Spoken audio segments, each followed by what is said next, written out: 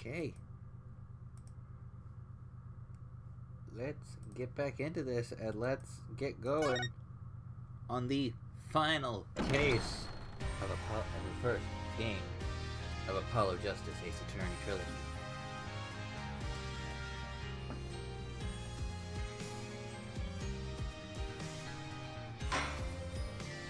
Turnabout Succession, Investigation, Day 1.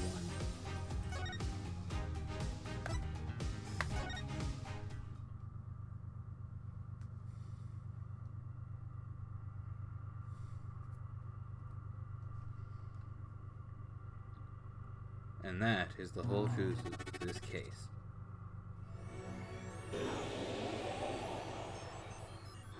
Jarvis, is that you?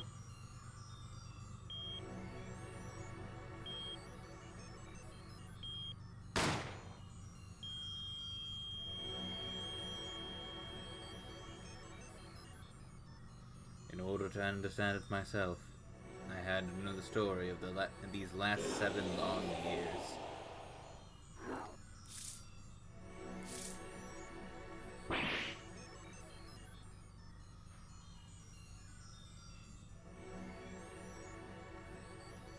Nothing happens by chance. All is connected.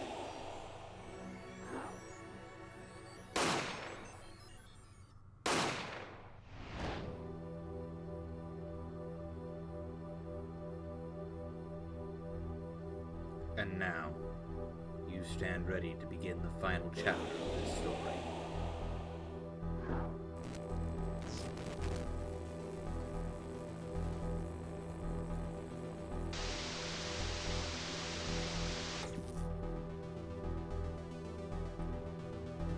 Will the defendant be found guilty or innocent? The decision is yours.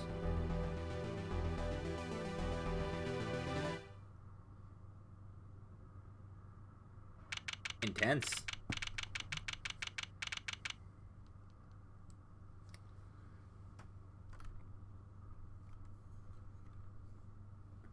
October 7th, 10:37 a.m. Write Anything Agency.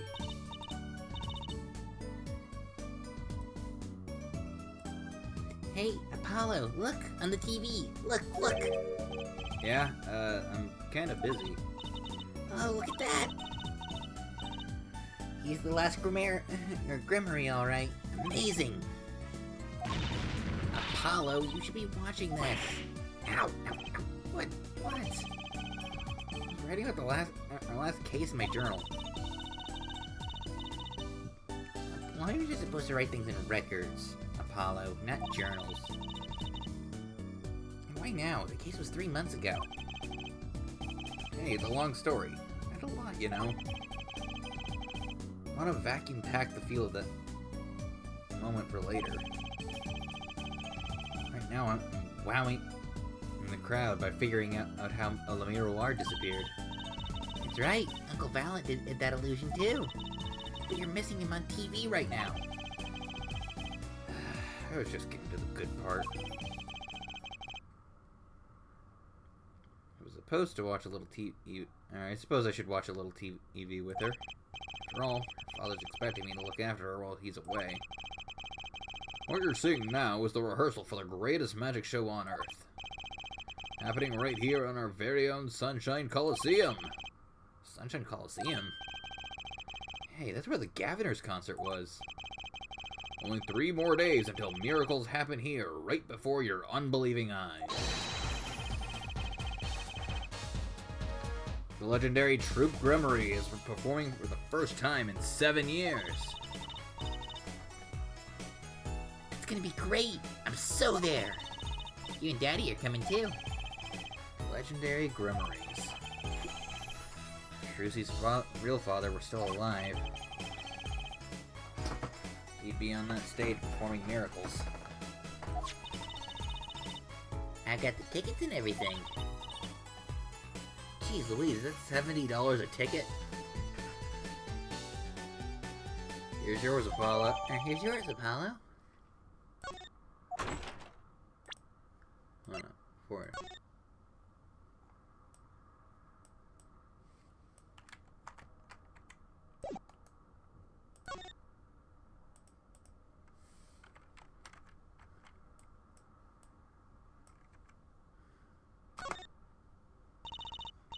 you ready, Apollo?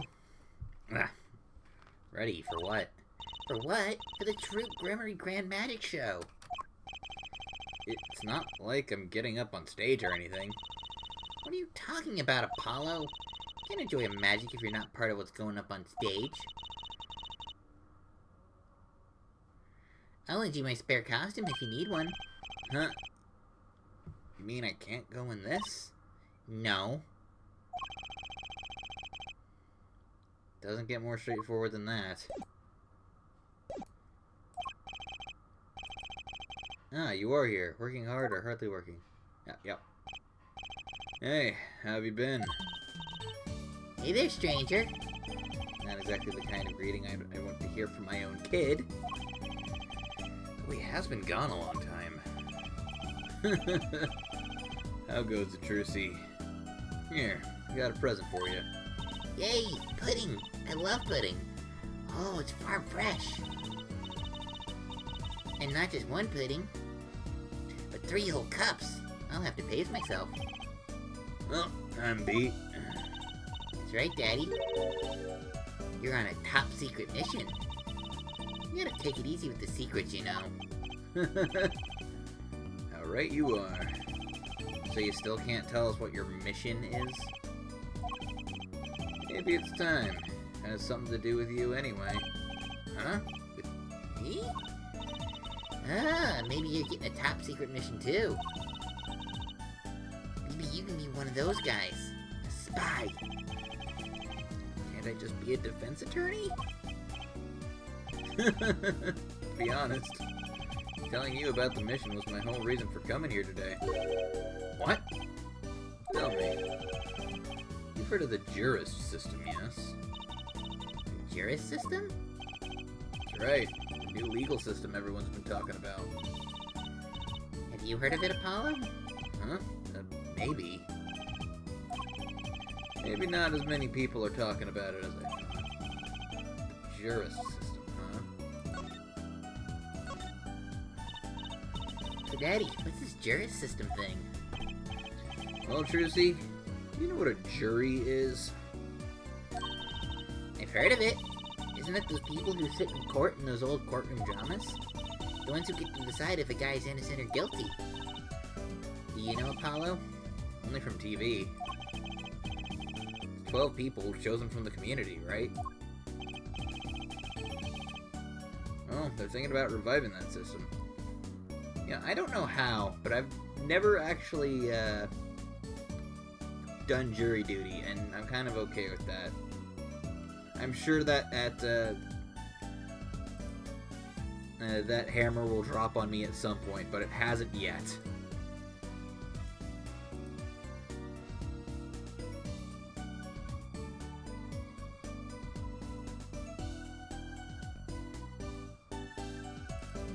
No. We'll see.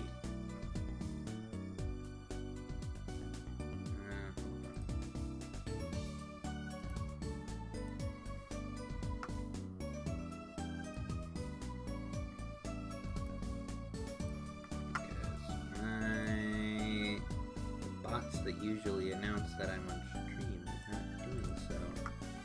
We're just gonna do that. That one did though. Cool. Anyways. They're calling the new system the jurist system. No more doing whatever you like, Your Honor.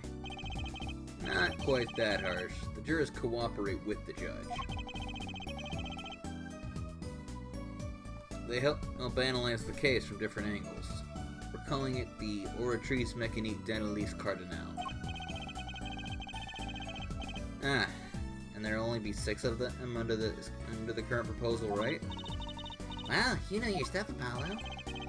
The findings directly affect the verdict.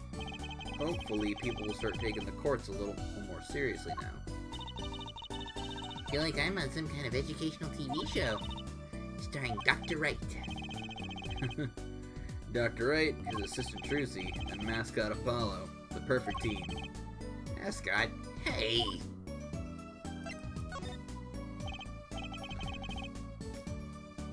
Listen, Phoenix gets to enjoy one whole game where he's not the butt monkey, so... Apollo's gotta be the one. Or you gotta be the one, Apollo, I should say. So what is this secret mission? The Juris system is a mission, more or less. Anyway, keep in mind that the new ideas in this system are always risky. Or new ideas like this system are always risky, Apollo. Too true. Everyone's got an opinion and they're just gonna talk and talk. Okay, nothing gets decided. Kinda like you, Apollo. I'm not that bad, am I? In any case, we're going to give it a shot. Test it, if you will. I don't like tests. Take a case as a sample. Choose 6 jurists. I'll be the one helping the process, or helping with the process, incidentally. Helping how? Well, for one, I'll be the chair of the Juris System Simulated Court Committee.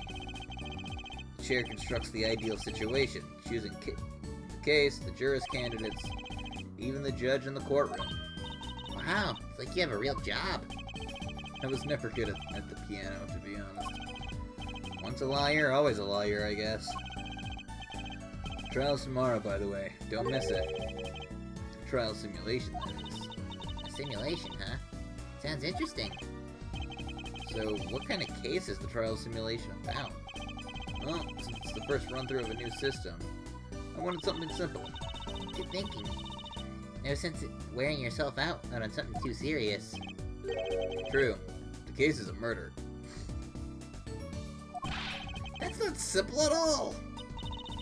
By simple, do you mean the defendant is... Guilty, yes, most likely. So, good luck, Apollo. With what? With the trial tomorrow. You're defending, of course. Recall that I said it had something to do with you. Go for it, Apollo. It's a test case anyway. No sweat. Yeah, but there's still a verdict to be decided. And a potentially serious sentence. The most serious in a worst-case scenario. You mean the verdict's for real? It's not a test trial. That's a real trial. All the forms have been filed. There's no turning back now. The trial begins tomorrow at 10 a.m. Hope you can make room in your schedule. Why am I only hearing about this now?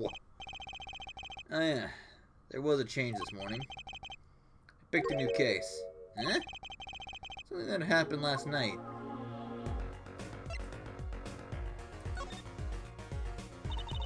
Hey, Apollo. I know you're all excited about that secret mission. What about this? The Troop Grimory Grand Magic Show. Huh? Oh, right. Card tricks. They're not card tricks. The grand illusions, miracles, the apocalypse, heaven and earth will shake. So what? It's 3 whole days from now. It's at Sunshine Coliseum. Let's go. Let's go today. We can say hi to Uncle Valent. Have fun. What? I can't go by myself. You know I'm not very out. She lied as easily as she breathed. Right. Why not go with her? But what about the secret mission? Oh, don't worry about that. You'll hear all about it tomorrow regardless. I don't trust that smile. He knows something that he's not telling me. Yippee! Now you can take me to the Coliseum. I suppose it wouldn't kill me to pop over there. Grimory. That reminds me. What's this, Daddy? Isn't that so... Okay, the Grimory seal? Consider it a birthday present, Trucy.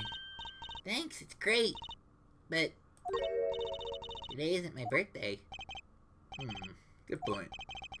What day is it today, Apollo? Huh? Today? I think it's Recycle Your Plastics Day. Then it's a Recycle Your Plastics present. Yippee! So it's plastic? I've given up trying to understand them. It's much easier that way. Always remember to recycle your plastics. We only got one planet and it's dying.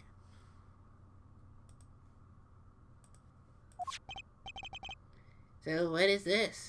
So what is it? Can I open it, Daddy? No. Huh? You'll need that envelope someday. Someday soon. Don't open it until then. Why didn't you just hold on to it until then? Because that would be the logical thing to do. Grimoire envelope.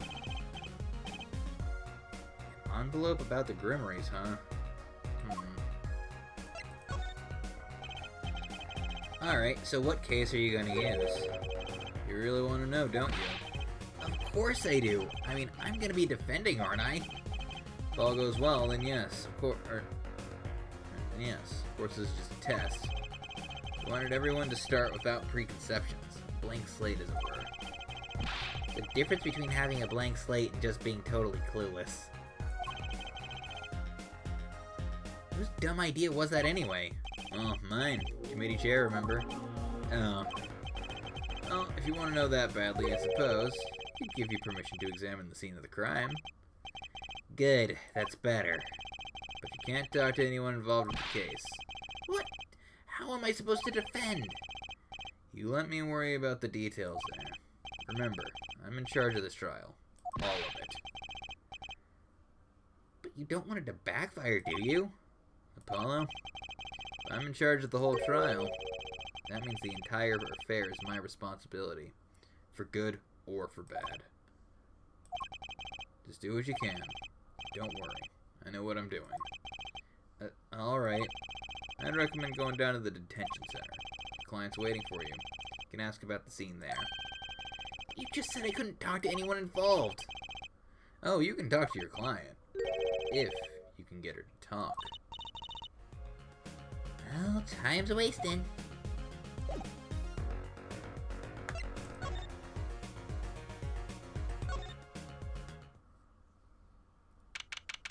October 7th, detention center or visitor's room.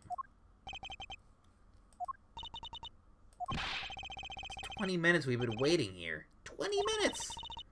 Maybe I should complain? I'm sure that guard has better things to do than just stand here pretending he doesn't see us. You know, the minute we get angry, the client will show. It always works that way. Like shouting, "Oh, waiter," and they're standing right behind you? Oh, guard!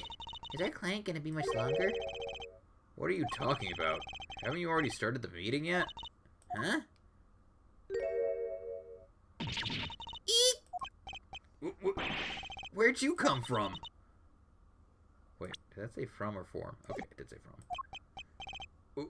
Well, anyway, please have a seat. She's cute. I'm nervous, Apollo. The silence. It builds suspense. Why don't you do something, Trucy? You're a magician, aren't you? That's right. Okay.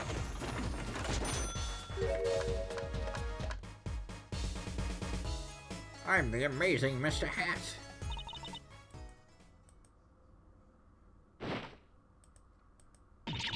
Eek! She passed out. Miss Magic Underwear might have been in a better bet. It's magic panties. He's Apollo.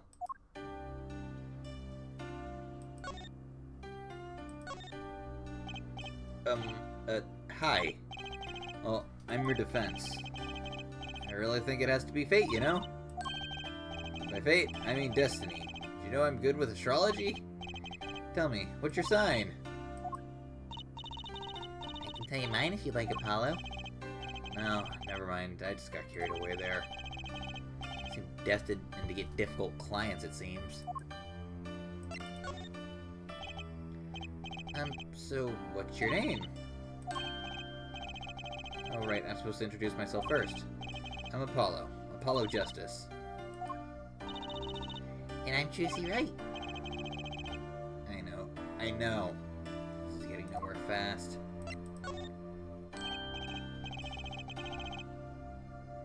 Hey, I know. Maybe you can tell us what that happens? I'm your defense attorney, after all. Anything out of the ordinary happened lately?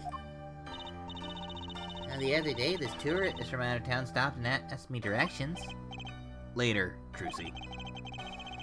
I feel like I need to ask directions myself here. That was fruitless.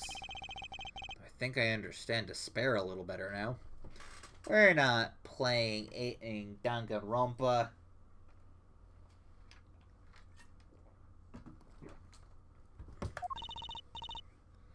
You did good, Apollo. Look, she's doing her nails. What? Are nails more important than defense? Is that it?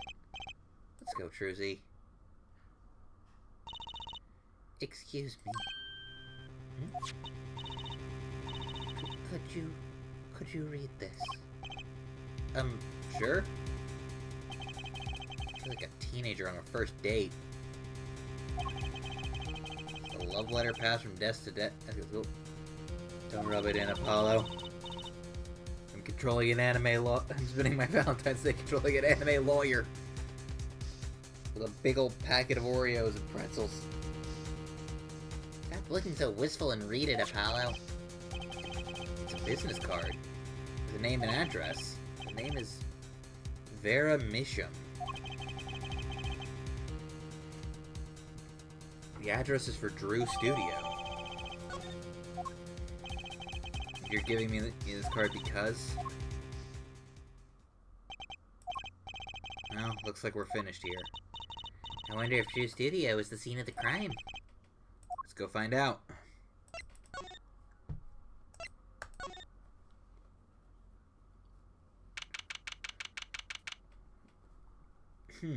Drew Studio. Lots of different varieties of painting there. We got kind of a landscape, an abstract that I don't like looking at. Some puffer fish. Well, looks like it. Oh, this looks like a studio. Life imitating art, or maybe the other way around? Huh. But the tape on the ground there, it's a bit jarring. Yeah, looks like we found our crime scene. Apollo, look at all those paintings. Hey, don't touch those. It's okay, I'm just looking.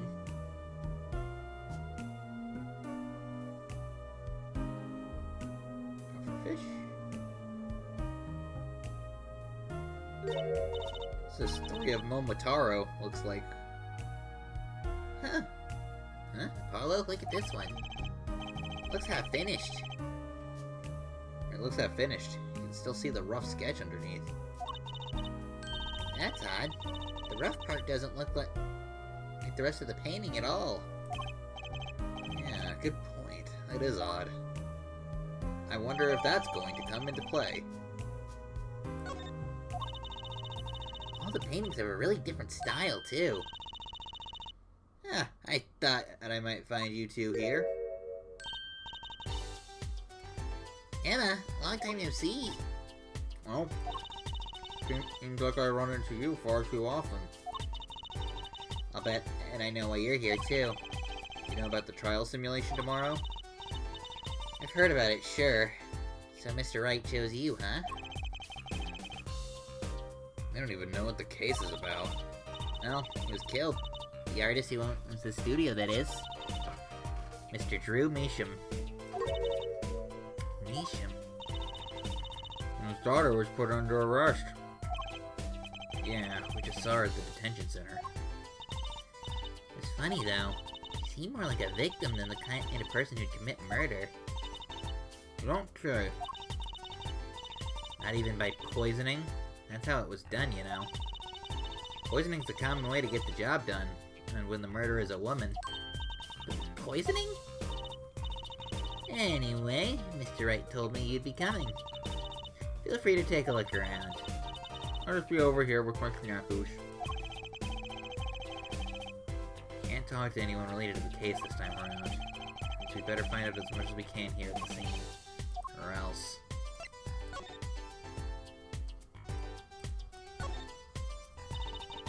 I wouldn't mind taking a closer look at those paintings. Love the oils. You know, they're so thick. You know, oh, how they're so thick? Is that the word? These paints are all dry. Just surprised at how different these all are. And what's going on with this half-finished one? Must have been a work in progress. You can still see the rough sketch below. That's just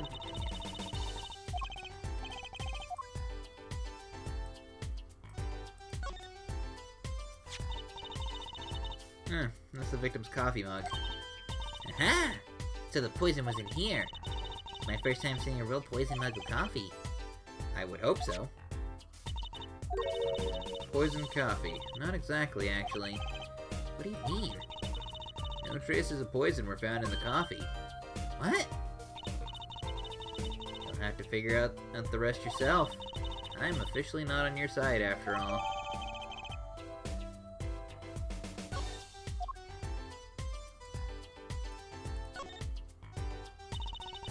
Imagine this coffee cup was for guests to use. Guess?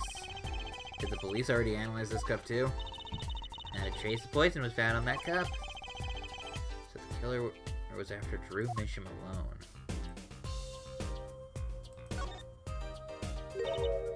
Hey! There's a painting hidden back here. Hey, you're right. But it's embarrassing somehow, and he didn't want anyone to see it. You certainly seem pleased by the possibility. Huh? It's so normal. It's hardly something to get mad about. Huh? What is it, Apollo? Well, doesn't this painting look like... Never mind. Well, yeah, it's almost one-to-one to the other Momotaro painting. Gotta get a professional opinion on this.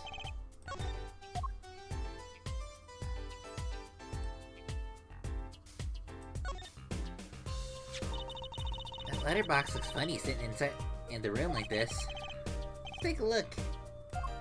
Empty. The other half of that letterbox is actually connected to the outside of the studio. Mr. Misham would put his letters in there, and the postman took them away. Impressive that someone still writes letters in this day and age. Or wrote, rather.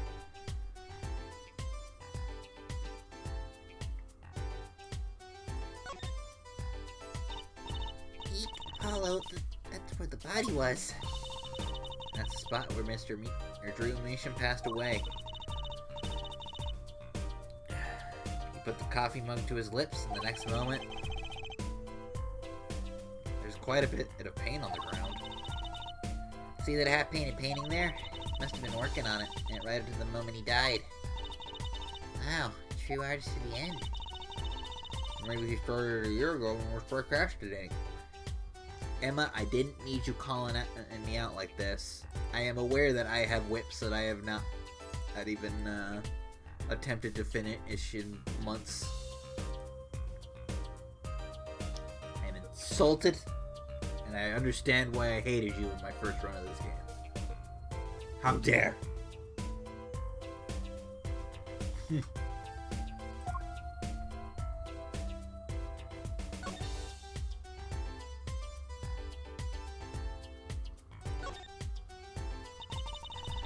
That's for painting, Apollo?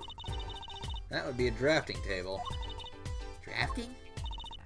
Basically, it's a tool for making precise diagrams. Wow, painting is harder than I thought. Why would a painter need a drafting table? Is he an architect too?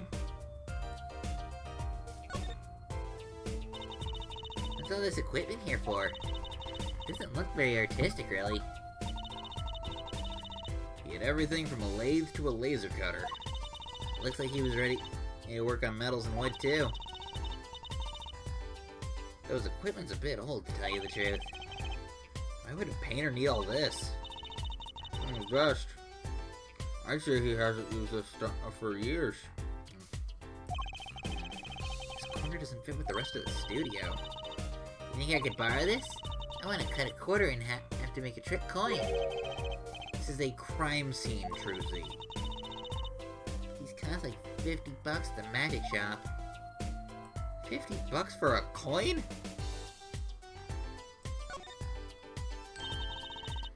Look at all these paints, Apollo. There's so many. He's got like 20 kinds of red. You could repaint your suit, Apollo. How about this shade of green? That'll be enough of that, thanks.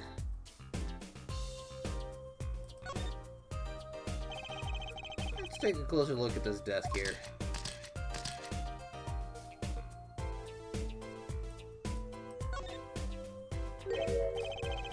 Something about the way that figure is posed. I've seen that pose before. It's you, Apollo, when you're making one of your flamboyant gestures. Please, I'm a professional. I don't know why it's posed like that. Coincidence? So this is Drew Measham? This little girl must be Vera. Yeah, this is... We took that some years ago. They look like They look close. A happy little family. Until you arrested his daughter. Look, I was personally against that, okay? She didn't seem very suspicious, scientifically speaking. Right.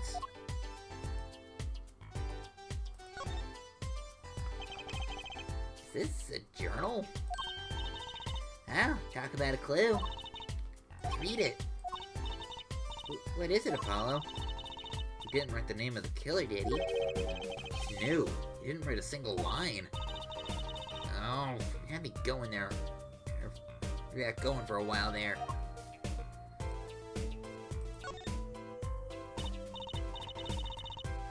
Hey, Apollo, what's this feather thingy? Isn't that a pen? Like an old-fashioned quill pen? But it doesn't have a pointy end. That was most likely for sweeping detritus off the desk. Wow, you sure know a lot, Emma. Bold and scientific, that's my motto. Exactly what about that was bold or scientific?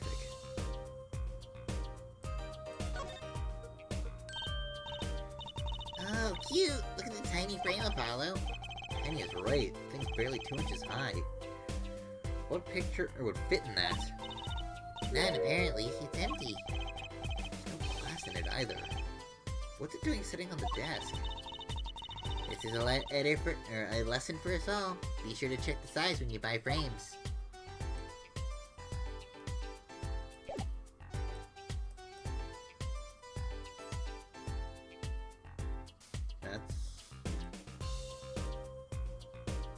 That'd take me back to the desk.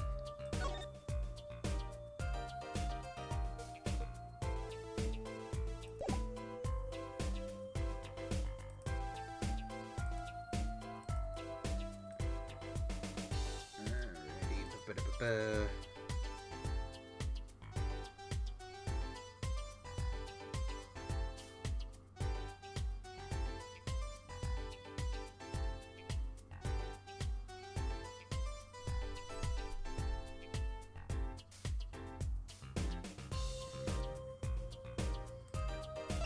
Can I get any kind of... So, this is some Drew Measham. So this Drew Measham was some kind of artist? Apparently, did a lot of illustrations for books, I hear. Had a lot of female fans, too, for what it's worth. Huh? Well, I guess his stuff is kind of pretty. Like that oil painting over there, for instance. Yeah. That wasn't one of his illustrations, actually. Huh? So it was a standalone painting or something? Is that what she means? He was an odd bird, Measham.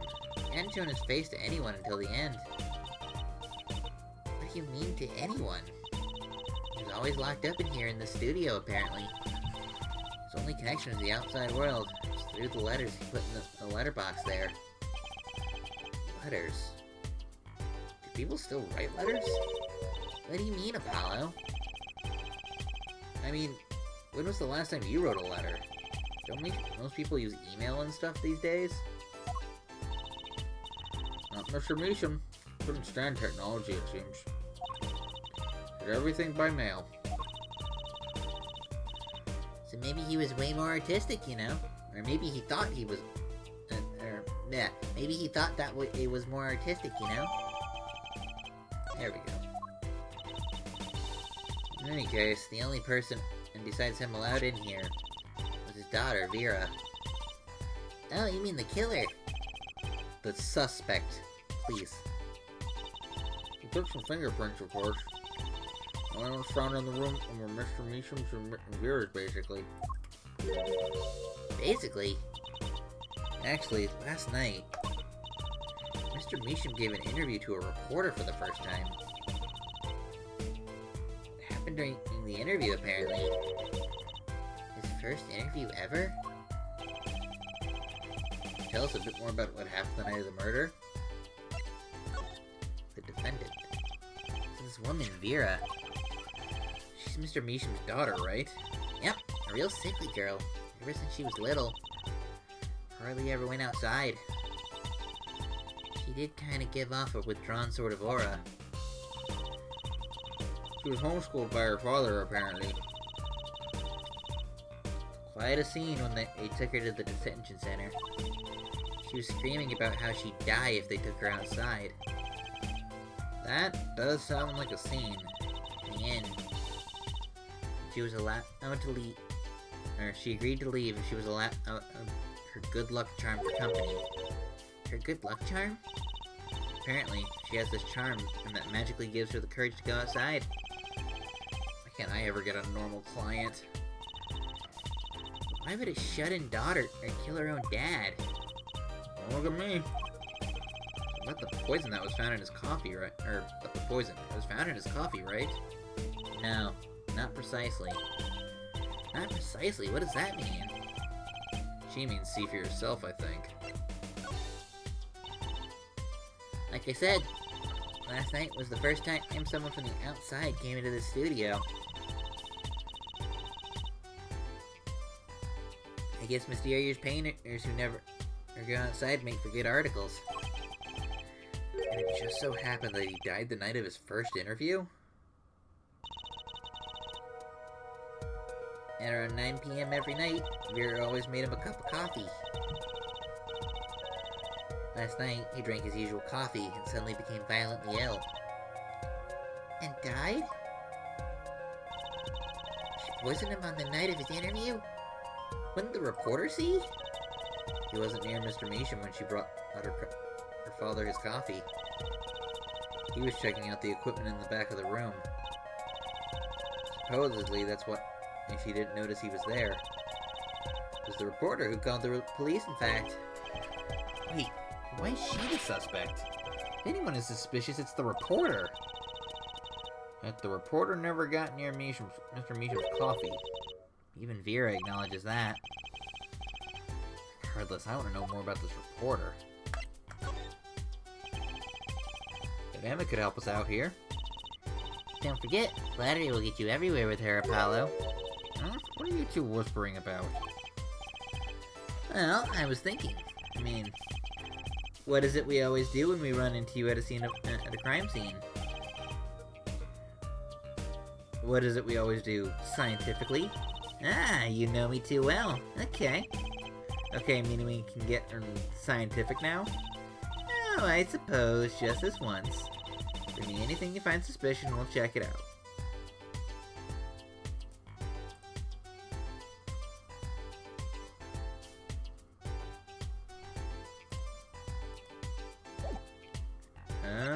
Let's see about the mug.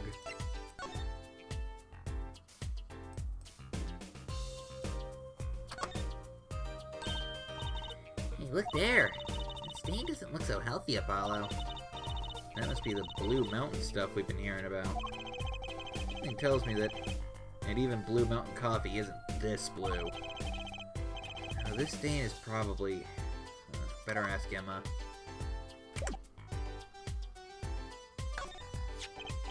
Emma, about this mug. It's a pale blue residue on the rim. Huh? Ah, that? Well, it's just a rumor. But I've heard that there's a kind of coffee called Blue Mountain. I'm pretty sure it isn't actually blue, Emma. Alright. Okay, you got me. It's left over from my testing spray. Forensic science. I knew your hobby was behind this somehow. It's not a hobby. What kind of scientific stuff were you up to? The spray turns blue when it touches poison. So the poison that killed the victim was on this mug. That's right. See? wasn't in the coffee. The killer applied it to the rim of the mug itself. Wow, science is amazing. It certainly is helpful. Emma'd be willing to help us out a bit more. You should try buttering up, Apollo. They say flattery will get you everywhere. Certainly worth talking to more. About poison analysis. I was afraid you were going to ask about that. See, the solution is used to test for atroquinine. Atroquinine? Huh? That word. Deadly poison found in the autopsy. Uh-oh. I know that spark in her eyes. She's getting excited. Best tread lightly.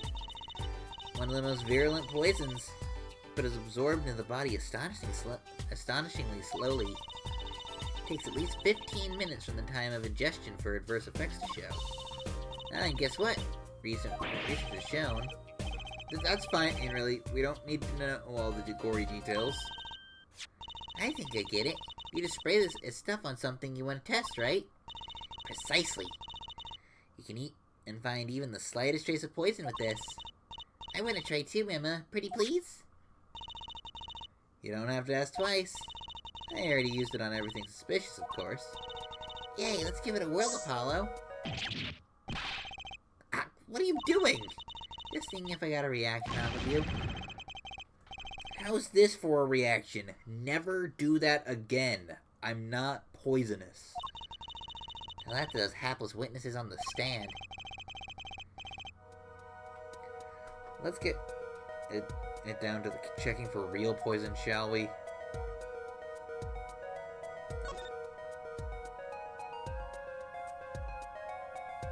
Thanks.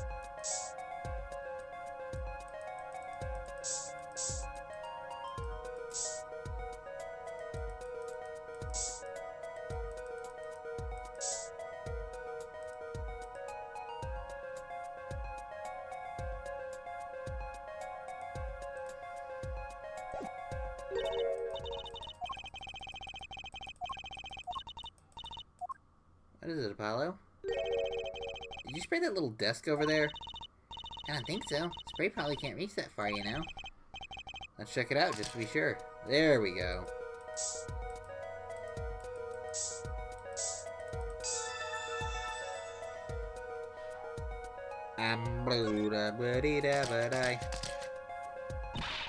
Eek! A reaction, Apollo! Huh? Where? Where? The inside of that cute little frame. Look. Well, would you look at that? Nice going, Trucy.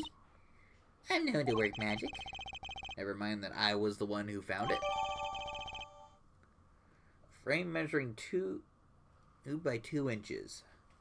Bears traces of deadly poison atragon. Why would the inside of that frame have poison in it? Looks like we found the only other place that has poison in any case.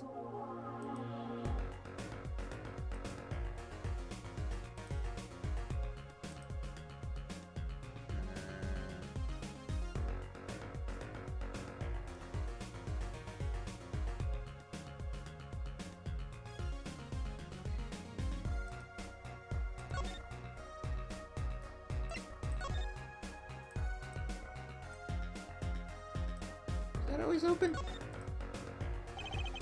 Take a closer look at the desk here.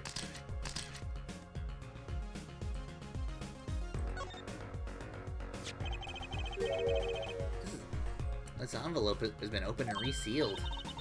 Oh, I know how to do that. You take a pot of boiling water and hold the envelope up to the steam. The glue melts and it opens. It's cool, huh? Whoever did this wasn't so delicate. You're right. Looks like they just ripped it up and stuck it back together. Huh? The postmark on this letter is from 7 years ago. Why would someone open a letter and seal it again? Better hang on to this.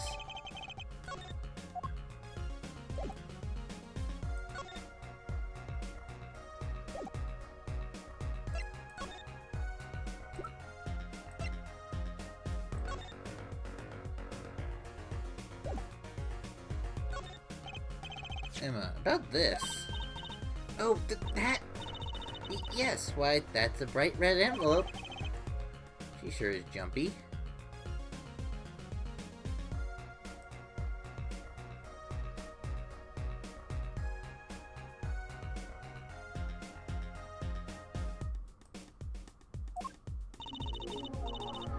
Someone opened this, didn't they? My lips are sealed. Your lips are sealed? That's a first. You mean you know what's inside the envelope? Sure, I read it after all. Ah, you mean you were the one who ripped this open? Please. I would have steamed it open. But you did sneak a peek at it, apparently. Know that I have a powerful weapon on my side. Weapon? Yes, use of tools, highly specialized Yes, the use of tools, highly specialized tools for information gathering. Tools I wouldn't mind getting my hands on. You should try flattering her, Apollo. Say a little praise can do and open big doors. Never heard of that one, but it's good advice. Let's try talking to her some. About that envelope we found. I'm wondering if you could help us out with that tool you were mentioning. You want to know about my tool, do you?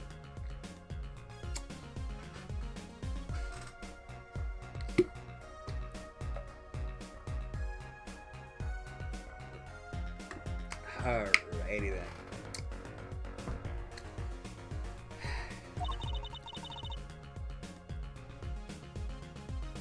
Called an X-ray analyzer. X-ray? Like the X-rays you get at the dentist? That's right. At least that's what I call it. Huh? It has a real name, but it's much more complicated. The X-ray spectralization... something. How am I supposed to remember all that?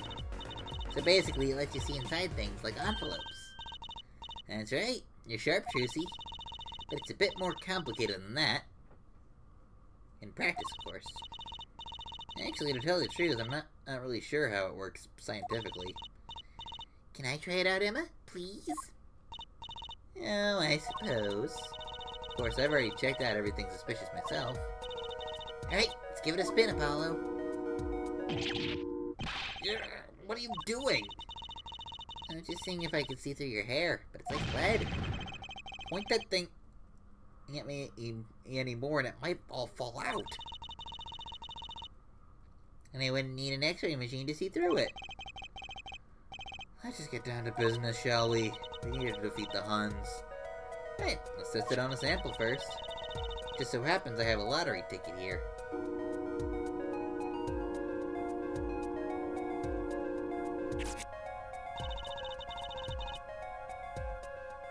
You set the sample in this device, he's like so. I don't see anything. Patience, there's no need to get all antsy.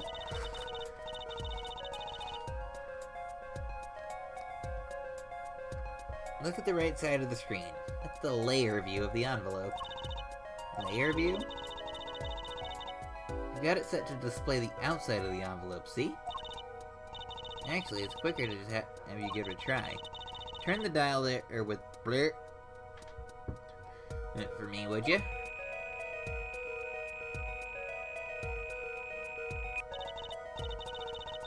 That's right.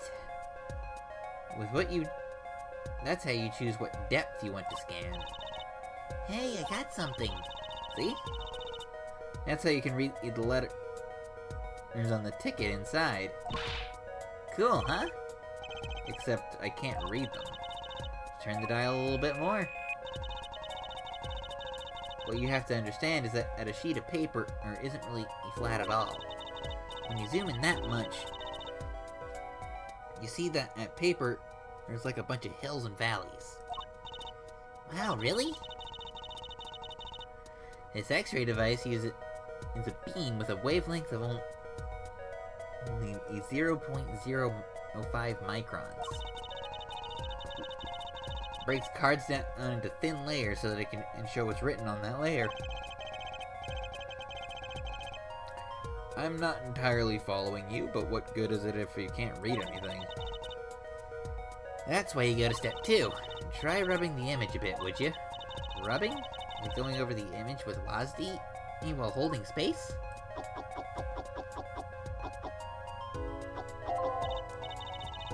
There, that fixes the image on the screen. Now turn the dial again, just a little. Good, now you can and rub this image to fix it too. Hey, I get it. We just keep doing this until we've got the whole thing. Exactly, not bad. Neat, let's do some more.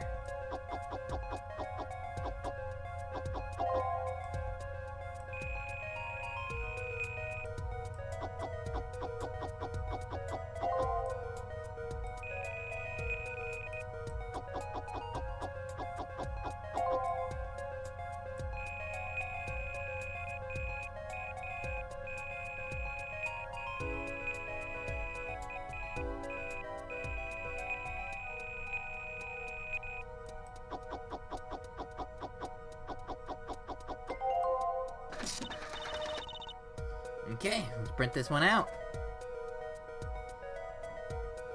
Oof. Ouch, you lose. At least you know where you stand, eh? Anyway, you see the true power hidden in my weapon and meat, huh? Let's try it out on the real thing, shall we?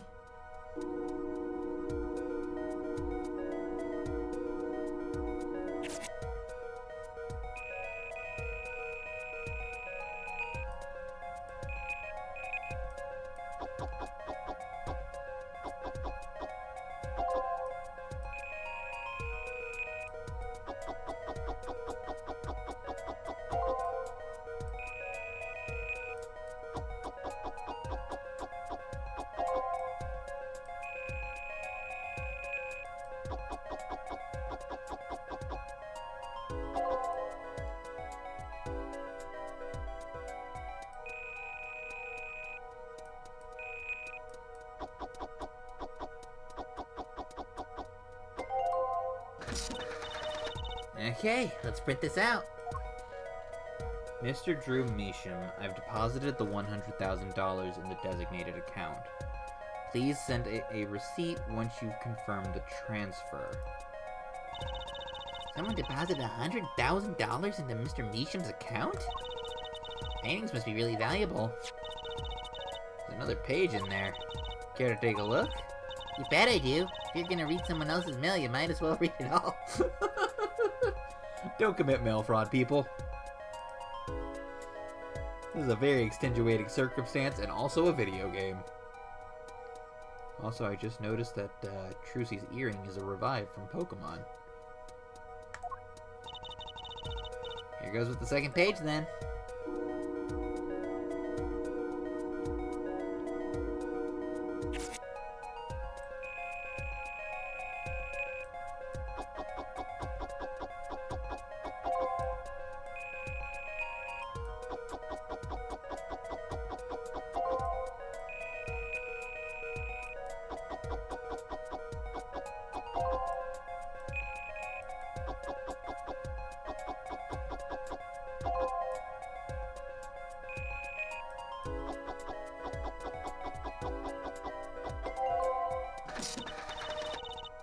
Okay, let's print this one out.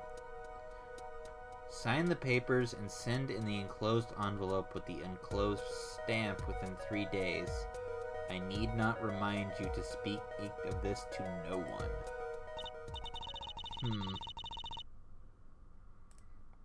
Mr. Measham got into some sketchy stuff.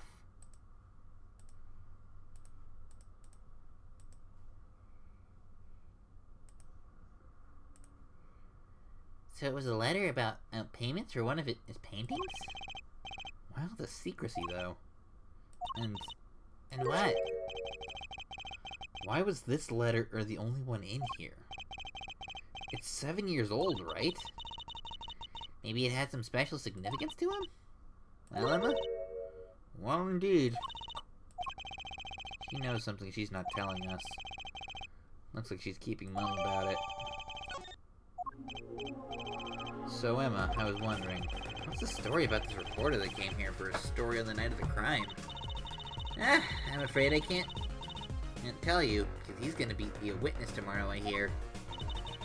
I thought so. Never forget that face. What's his name? Alright, Brushel. Brushel? He's after a scoop to sell out of the papers. So a reporter comes for an interview with the paper, and his first interview ever. And that night, he's killed. Seems strange to you? Really strange. It does raise a few questions. I'd like to speak to this reporter if I could. Well, I hear he's on the beat today, too. Said something about covering a magician. Magician? Well, if that's not Trilogy, that leaves only one other person. It wasn't Valentine by any chance, was it? Yeah, something like that. Got some big show lined up, I hear. So he's out interviewing Valentine. Looks like I'll be heading out to that Coliseum sooner than I thought. Here, I'll give you that reporter's card if you want. Weren't we supposed to, like, not talk to anyone involved with the case, and yet we're actively doing that? Oh, that's fun. They changed up the sign. It's not the Gaviners, and, like, the hot air balloon has the Gremory logo instead of the That's fun. That's a bit of fun little.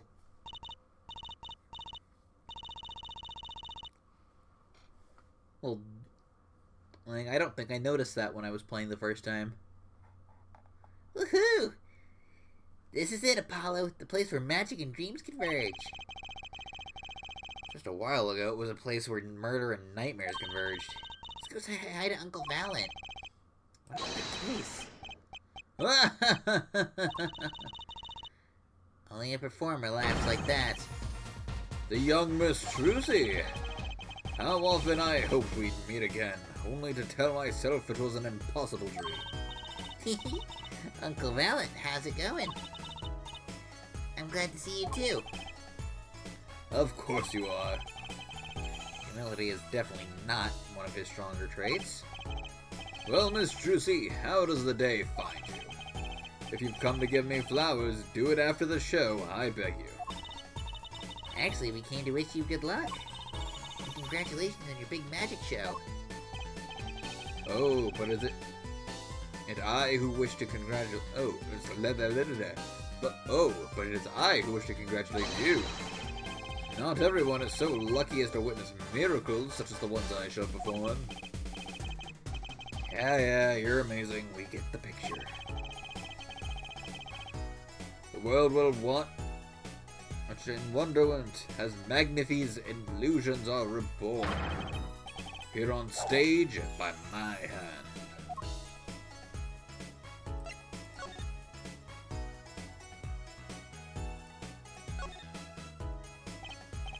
Hey, that creature there. What kind of balloons doing our last case, too? Is that a creature, Apollo? Poor guy. Oh, sorry. Was I mean somehow? You know how hot it is in one of those suits? He's stuck in there with only the smell of his own sweat to keep him company. On the verge of passing out, he hands each balloon as though it were his last. Kinda takes the fun out of seeing the blue badger. Examine that. Hold on, wait. One more thing I want to check. Okay. I choose to believe that that's Missile.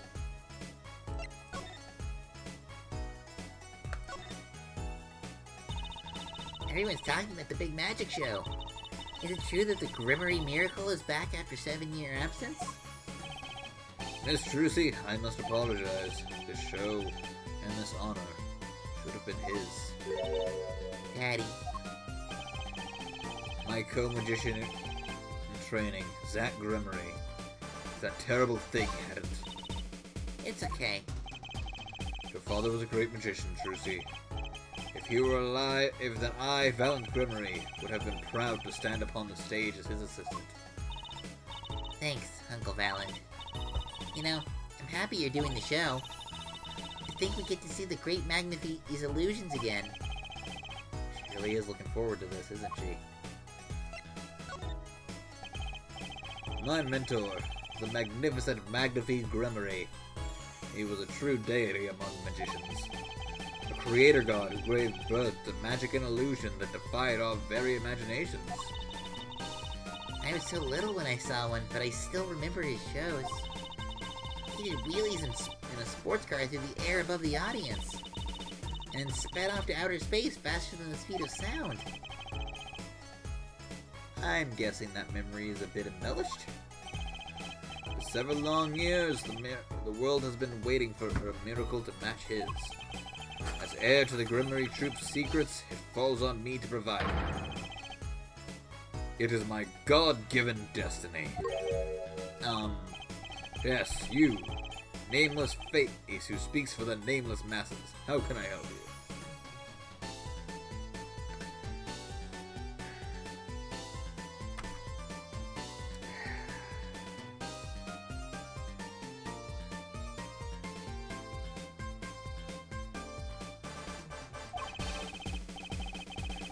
The world was waiting. Why did you hold off for 7 long years? It appears the lad is uninformed. Perhaps you have heard of the magic known as law, which governs our land? I have, though I'm not sure how it... I have, though I'm not sure it qualifies as magic. The performance of Magnify's miracle was impossible. A certain law prevented it for 7 years, but no more! 7 years? That phrase sure likes to pop up, doesn't it? Why was that? A little matter called performance rights, Miss Trucy. Can you tell us about these performance rights? Magnify's magic relied on an incredibly innovative idea. A trick, if you will. That trick was considered his property, and such was protected by property laws. Intellectual property, maybe? Magnify knew this and bequeathed it in his will. To one person. You mean him? Yes, Miss Trucy, it was your father. Zach Gremory was the inheritor of the Gremory miracle. Daddy. Yet, as we well know, he's gone. He disappeared suddenly 7 years ago. I think I see where this story is going.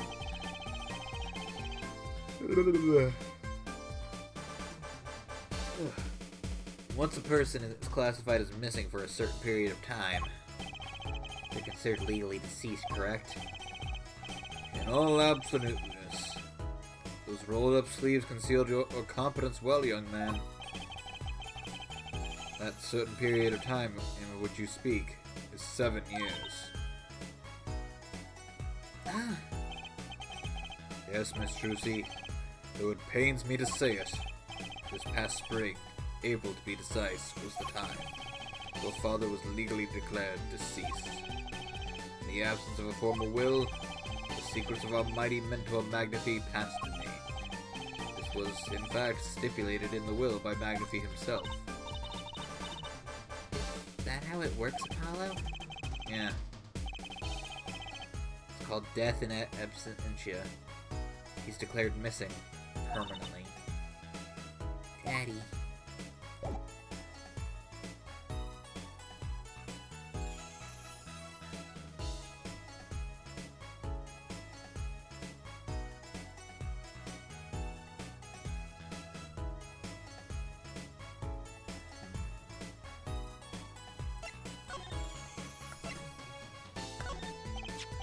I was wondering if you could tell me about this. Aha! Why, that bears the Gremory seal. Uncle Valent, is something wrong? Trucy, where did you get this? Huh? Daddy gave it to me. Your daddy?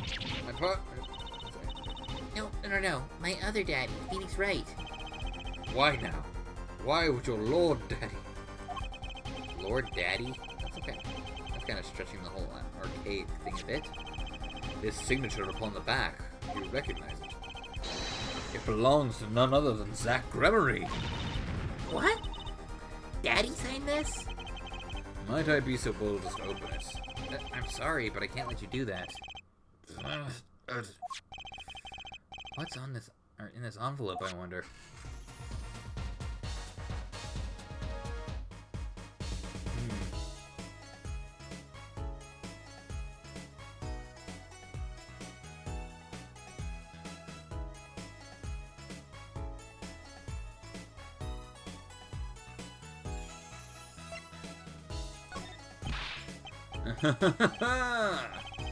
A challenge, is it? You want me to make that disappear?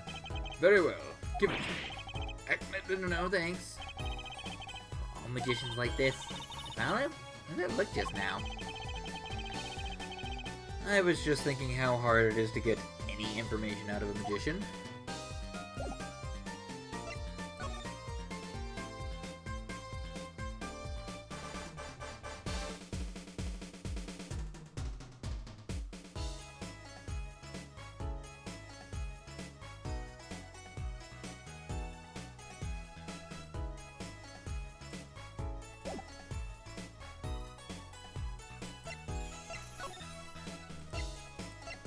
Oh, I see.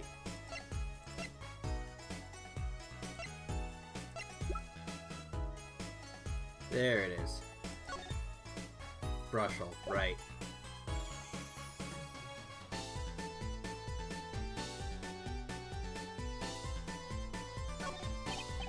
So, a journalist was here on a story. All eyes in the universe are upon my stage. All pens seek to commit its mysteries to paper.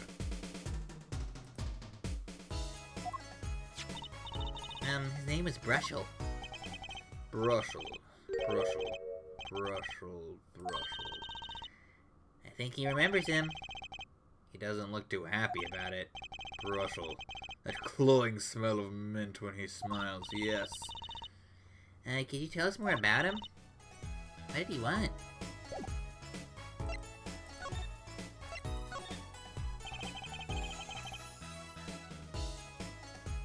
A man by that name called on me just now. Just now? Valent's vision is always toward tomorrow. Valent's free step is always forward. That is all. That's all? Very confusing. I am to perform a big magic show, yes. I wanted someone to cover it. Yet he had ears only for that incident. An incident? In any case, I requested that rapacious reporter remove himself. So a painter has died. What of it? It is but a footnote in a footlights compared to the magic of Grimmery. Uncle Valen, do you know where the reporter went? I recommended he visit a place popular with penalized perpetrators. The detention center. He's a rude individual. Might I see that card? Sure. He would tear apart my respectability. I will tear apart him. Yeah, here it comes, Paulo. Uncle Valen's big magic trick. Is he gonna fix the card? I'm sure that qualifies as big magic. What happened to the big magic? It's not any more miraculous. Or is it not more miraculous for it to stay ripped? You must have really not liked that journalist. Now, the time has come when I must return to make my prestidigitation preparations.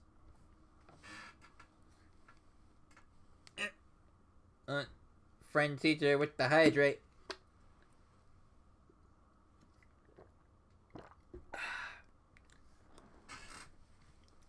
Man loves his alliterations. By your leave, Miss Trucy. Thanks, Uncle Valen. 3 days from now, make ready for a miracle. What do you think that journalist was after? And why did Valent react like that to this envelope?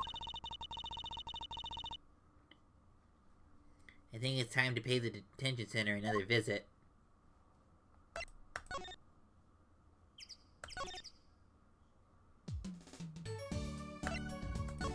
Hi, Hobo Dad. Bye, Hobo Dad. October 7th, Detention Center, Visitor's Room. Think I hear what you're saying. We're all doing it for the money, end quote. No, not at all. like someone's already meeting here. Maybe that reporter? I hate him.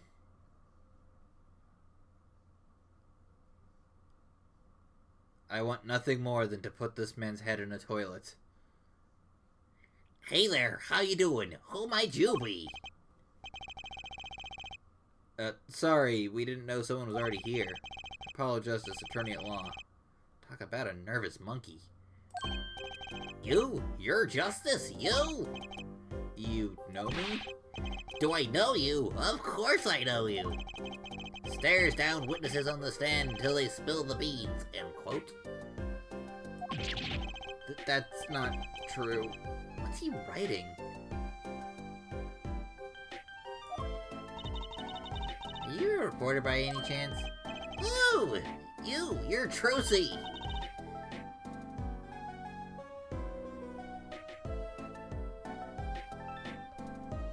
Yeah, I forgot about this guy. Eh? Am I famous? Oh yeah! Trucy Wright hates carrying a bag. Puts everything she owns in her panties, end quote. That's so not true! Just hold on to your breeches there. I'll wrap up this interview in a jiffy. Interview? So guard, I think I know what's going on here. Guarding rooms is my life. What else could I possibly need? End quote. No. How many times do I have to tell you this? Look, I've got work to do. You deal with him.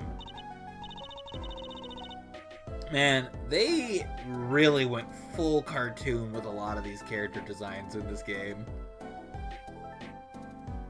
Like, Little Plum as this guy.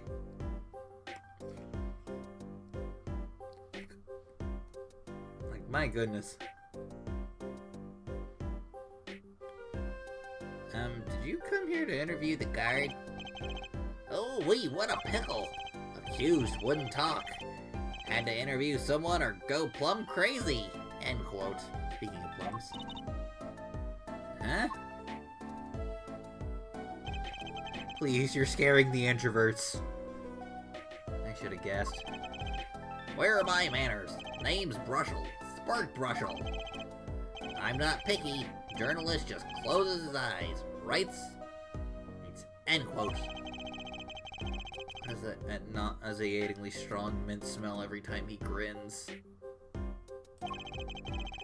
Until you've been interviewed by me, you don't know what thrilling is. I beg to differ.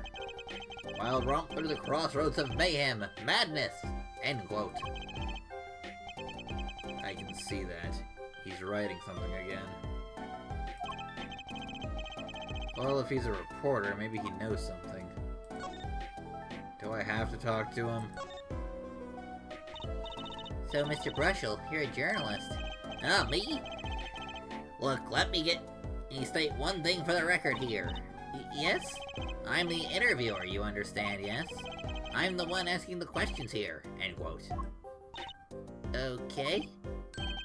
For instance, you think a movie director watches movies? Well, I think he probably does. Exactly! I knew you'd understand. Sure. So the night of the murder, you were at your studio. Who, me? Look, let me state one thing for the record. I may look calm and collected, but I'm busy. Really busy. Always on the road. Journalist always buys one-way tickets, never looks back, end quote. I can understand that philosophy, but... You want to know one thing about one-way tickets? Once you use them, they're gone. All because you have to give them to the guy at the airport. Yeah? True enough. They don't give normal tickets away, too. Or don't they give them away? Exactly! See? It's the same thing! He keeps bonking his head with the toothbrush that's in his pocket, and that... I really...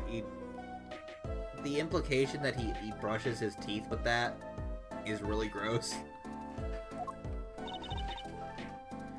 What is?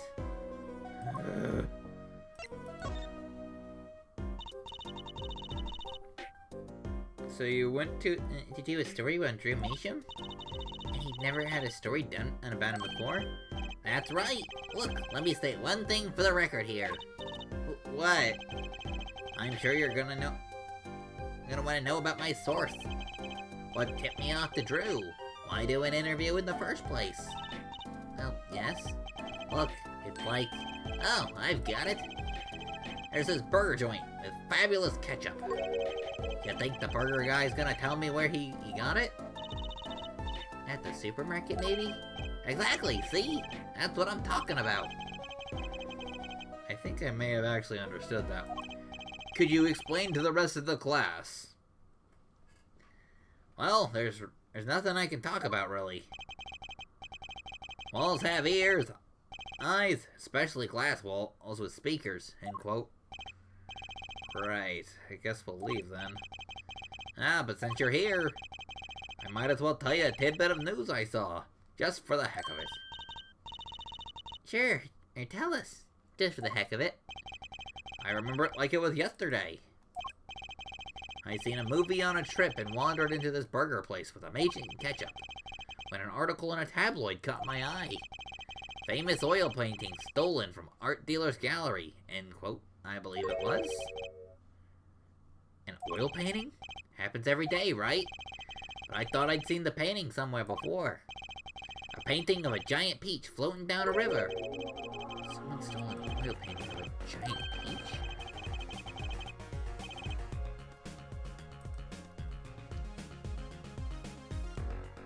Journalists can smell scoop better than burgers, end quote.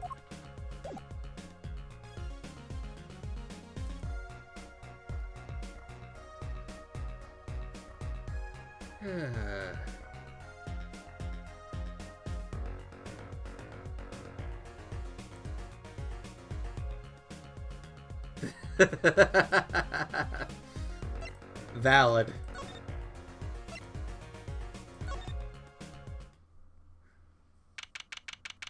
Listen, you weren't there. I still had frustrations with case 3 just because of how many hairs I had to pull out just to finally get it Penis Shark Man and made guilty.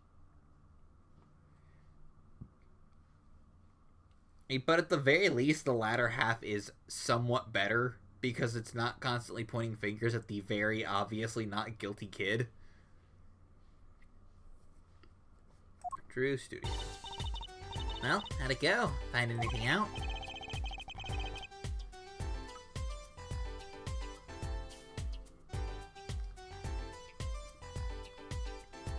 But yeah, so I definitely get how one aspect of a case can really, really infuriate someone. You know, a lot of people really hate Mo from case 2 because of his cross-examination.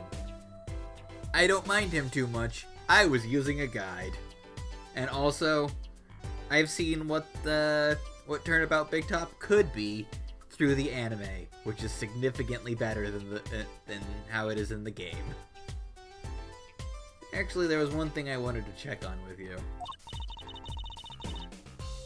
What's with that scary face you're making? What's with the I know something I'm not telling face you've got going, Emma?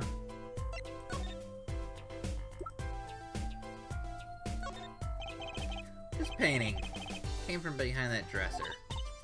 Ah, yes, so? It was stolen, no? I was hoping you wouldn't figure that out. You could tell us a bit about this. I suppose. It's what you think. Drew Measham was a forger. A forger? I didn't know he was related to Yor and Lloyd.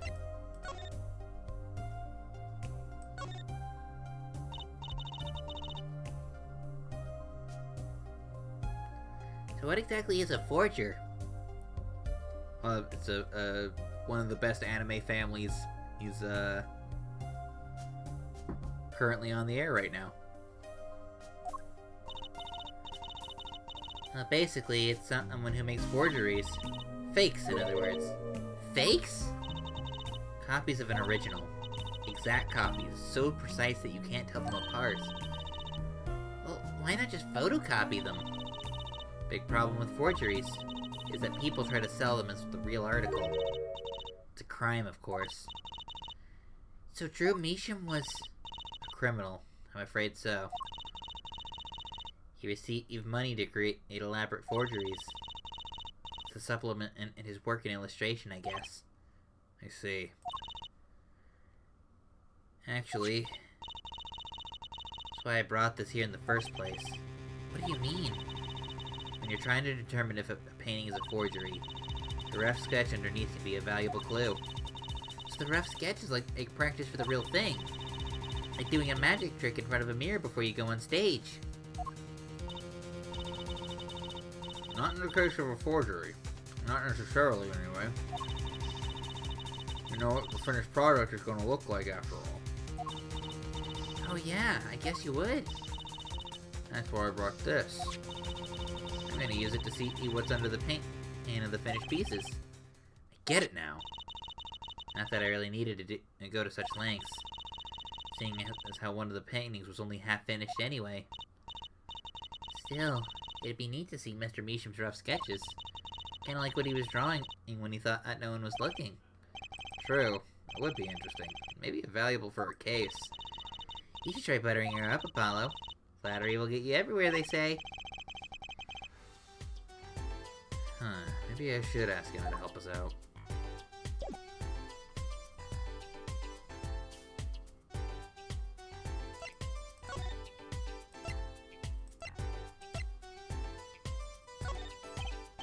I kinda wanted to see the rough sketch under this painting. I was wondering if we could use if your tool there might do the trick. Oh, fine. Just this time, though. Emma, you are so easy to get on our side. Let's check it out.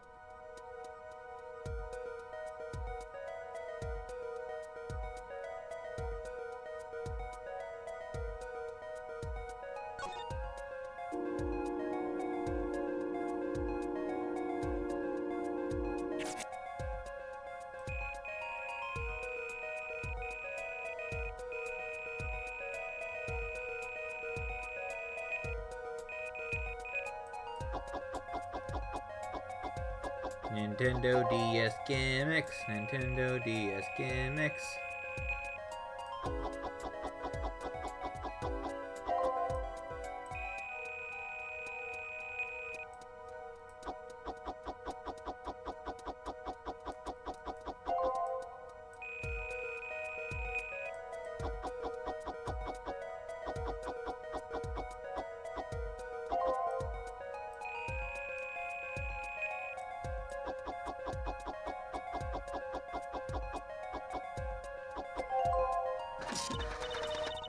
Okay, let's print this one out.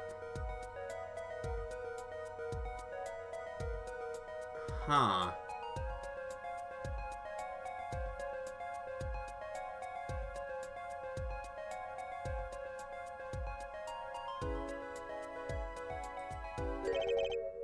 What? What the heck? Wow, he really blows.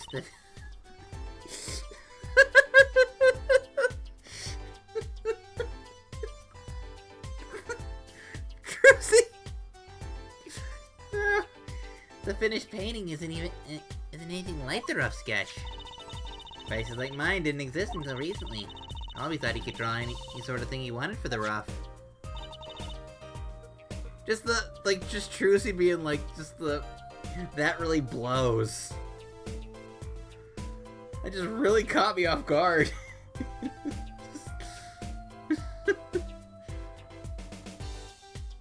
What do you mean?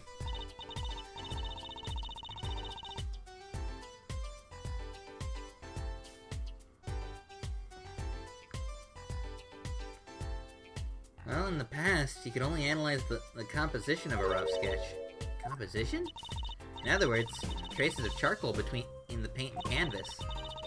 You could tell if there had been a rough sketch, but not what it looked like. Ah, I think I follow you. So in essence, it wouldn't matter what was underneath the finished painting. Some pros would actually paint out a rough sketch or paint without a rough sketch entirely, then do a completely new painting on top of it. So Mr. Measham was drawing whatever he wanted before the painting over them. Possibly. Is there a problem with that?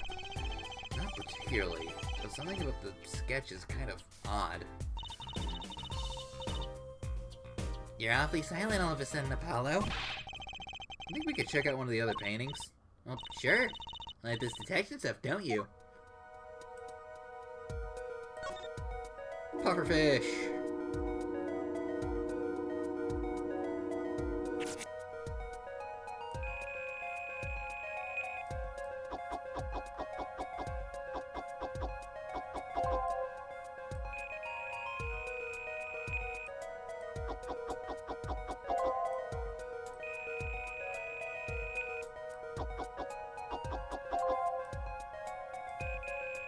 I'm sure this will have nothing to do with anything relevant to the other events of this game, I'm sure. This definitely isn't. Yep. Yep, that doesn't look relevant to case 2. At all. This one too? What's wrong, Apollo? You look serious all of a sudden. You'd think I could just look at the last of these? Fine by me. Knock yourself out. Alright, Momotaro.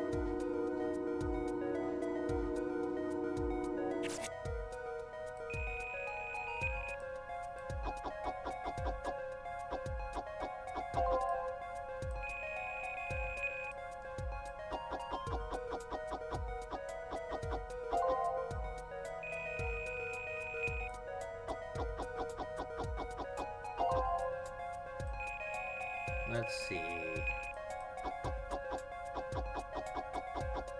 Ah, geez, this isn't looking into a shape up. Not to be relevant to a recent case at all.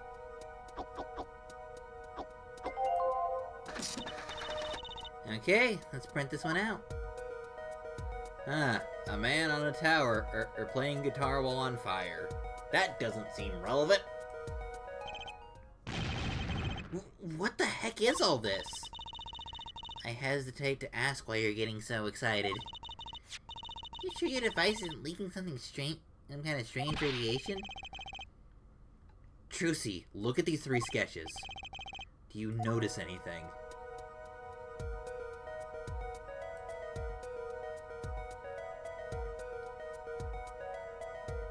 I want ramen. There! You're both white as sheets. What's going on? These sketches are of the 3 cases I worked on. What? The murder in the poker room at the Borscht Pool Club. The dead man pulling in the noodle stand. And then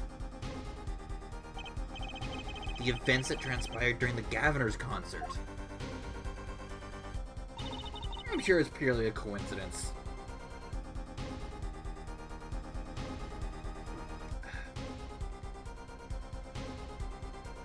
And the stretch.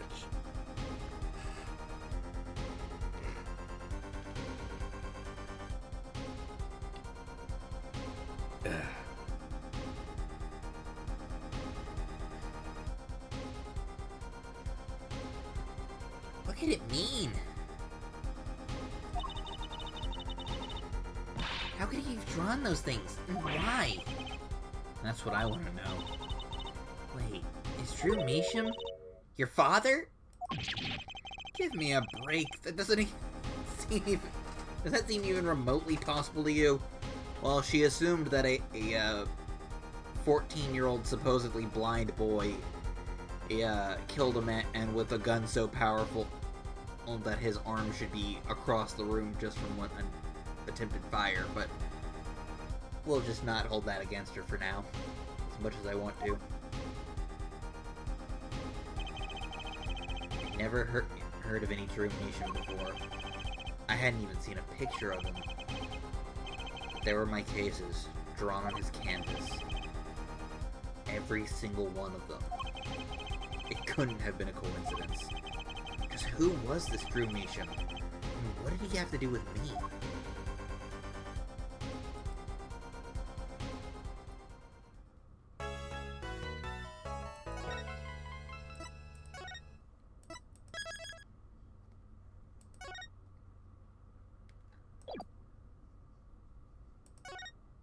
Alright, let's get a move on.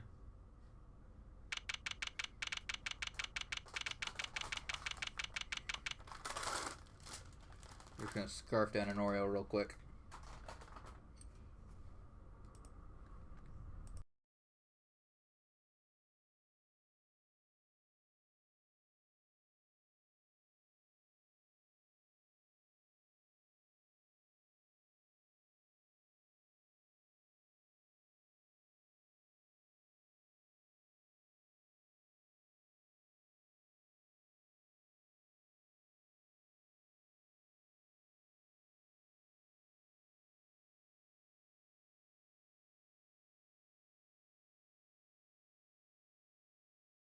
Alright, Oreo scarfed. Good morning. So, you're Vera, right? I'm Trucy. Trucy Wright. It's right with a W, but not right, right?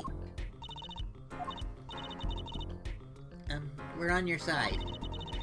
You can tell us anything, please. Good morning. She speaks.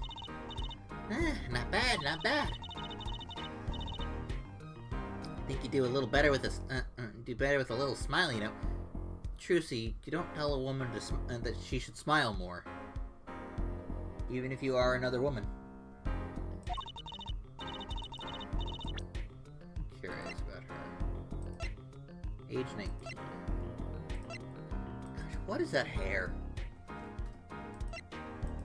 It's like he woke up with bedhead just every day and just never bothered to fix it. You're so pretty. You really need to sell yourself, you know? Trucy, let's take it easy for starters. Yeah, please don't scare the introverts, okay?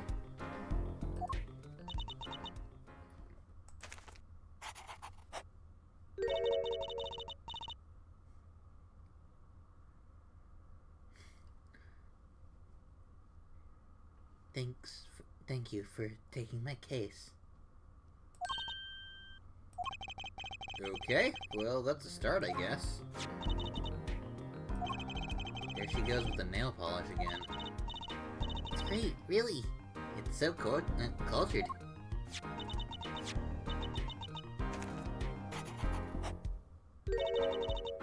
Want to try? Oh, really? Girls. The victim, Drew Measham, was a forger, and a stolen painting was found in his studio. A life of crime. Really. And maybe one that led to his death. October 8th, 10 a.m., District Court, Courtroom number 3.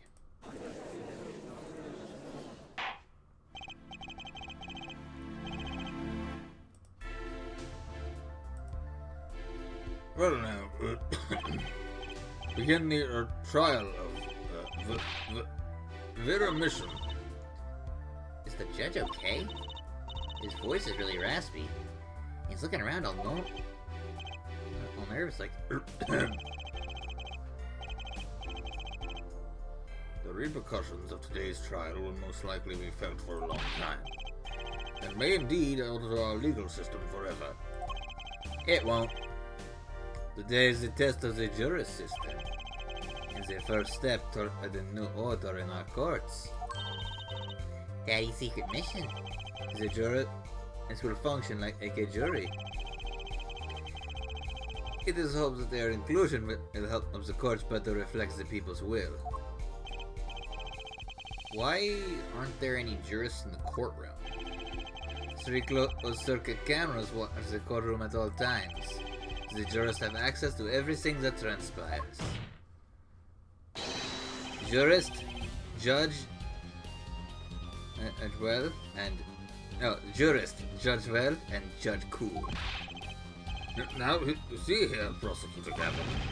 I was going to say that. Ah, my apologies, Herr Judge.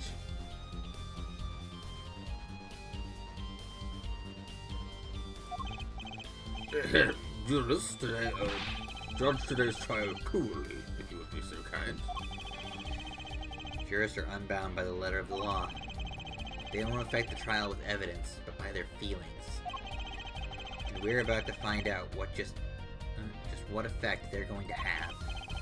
Very well. Prosecutor Gavin, the details of the case, if you would.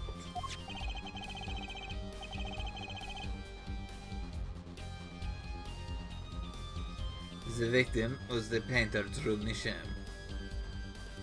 He was killed in his own studio. His coffee was poisoned. By whom, you ask? None other than the defendant, Vera Nisham. Objection! There wasn't any poison in the coffee. So, someone has been doing their homework.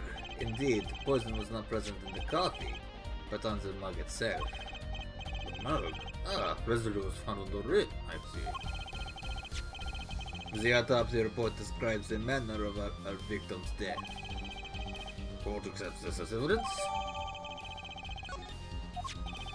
According to this report, the victim's death was caused by that word, poisoning. The chemical compound that does not occur naturally. Ether dosage is 0.002 milligrams. A touch of atrocantepidate in the body is the touch of the Reaper's scythe. Very well, Prosecutor Gavin, you may present your witness, whose voice I have already forgotten.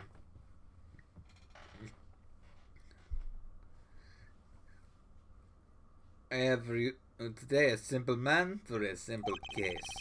The man who witnessed the murder in its entirety. A journalist, no doubt. The witness will state his name and occupation. Buckle up, CJ, we're gonna be here for a bit. Ah, right. Well, for starters, my name is Spark Brushel. My job is lone observer of the world. In other words, a freelance journalist, right? Ahem. If you don't mind, I'd like to state something here for the record. Yes, Mr. Bushel. I dislike conclusions. Specifically, the aspect of jumping to conclusions. Preconceptions make park sandbox of endless desert waste. End quote. But you are a journalist. You said so yourself yesterday. Well, that's true, yes. But you must understand, I stand before you today a man with a dream. I'm offering my testimony in exchange for exclusive rights to the story. Scoop turns Mr. Brushel into that Mr. Brushel. End quote. Let's hear your testimony then, shall we? A simple case, Gavin. For me, the jury is still out. Oh, I see what he did there. And no, given the fact that we saw, like, the Matrix at the start, and this is going to tie into events from 7 years, this is not going to be just a simple open and shut case. The journalist's story. I visited the studio around 9 o'clock that night to do the interview.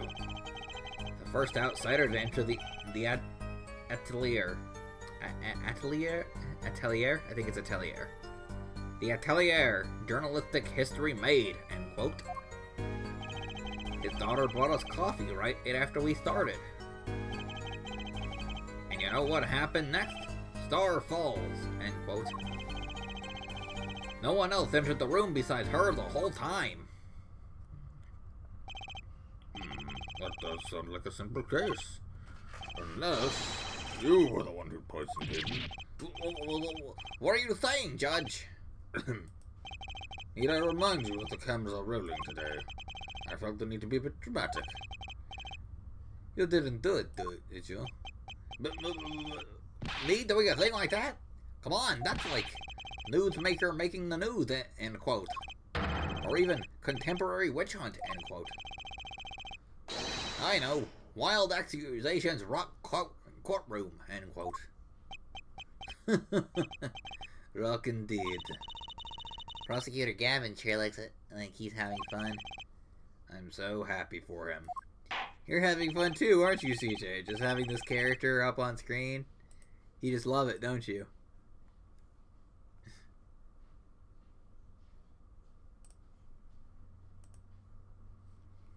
Very well, Mr. Justice, your cross-examination, please.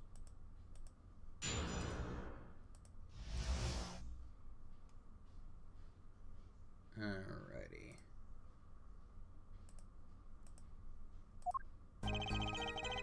Studio around 9 o'clock that night. Nope. First outer into the atelier. Journalistic.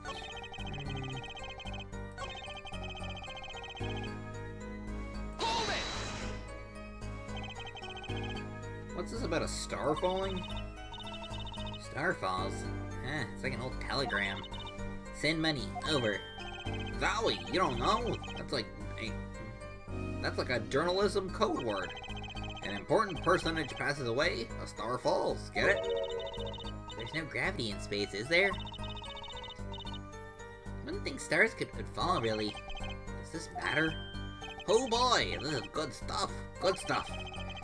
How about star breaks? Nah, lacks punch. I know, star dies. Ah, lacks imagination. Of course, you could go with Drew dies, straight to the point. I like it. I think we need to hear something a little more substantial.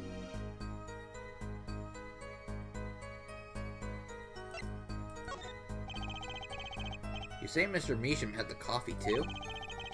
Did you actually see him drink the coffee? Of course. He who sees it wins, but he who says it wins bigger. End quote.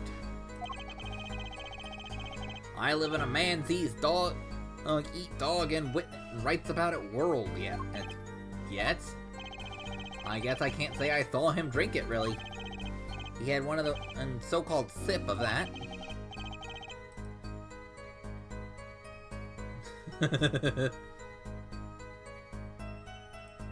Yeah. Man puts lips to mug. Drinks? End quote. That poison is quite virulent, I hear. My stomach did a so-called somersault. Since I gulped down the coffee without so much as a second glance at it. Wait, maybe something's there. Some kind of so-called trick. Anyone want to venture a guess for the record? Yeah, pretty much. It's pretty accurate. Does this guy have a pause button? Yeah, right here. There, pause button. The game is paused.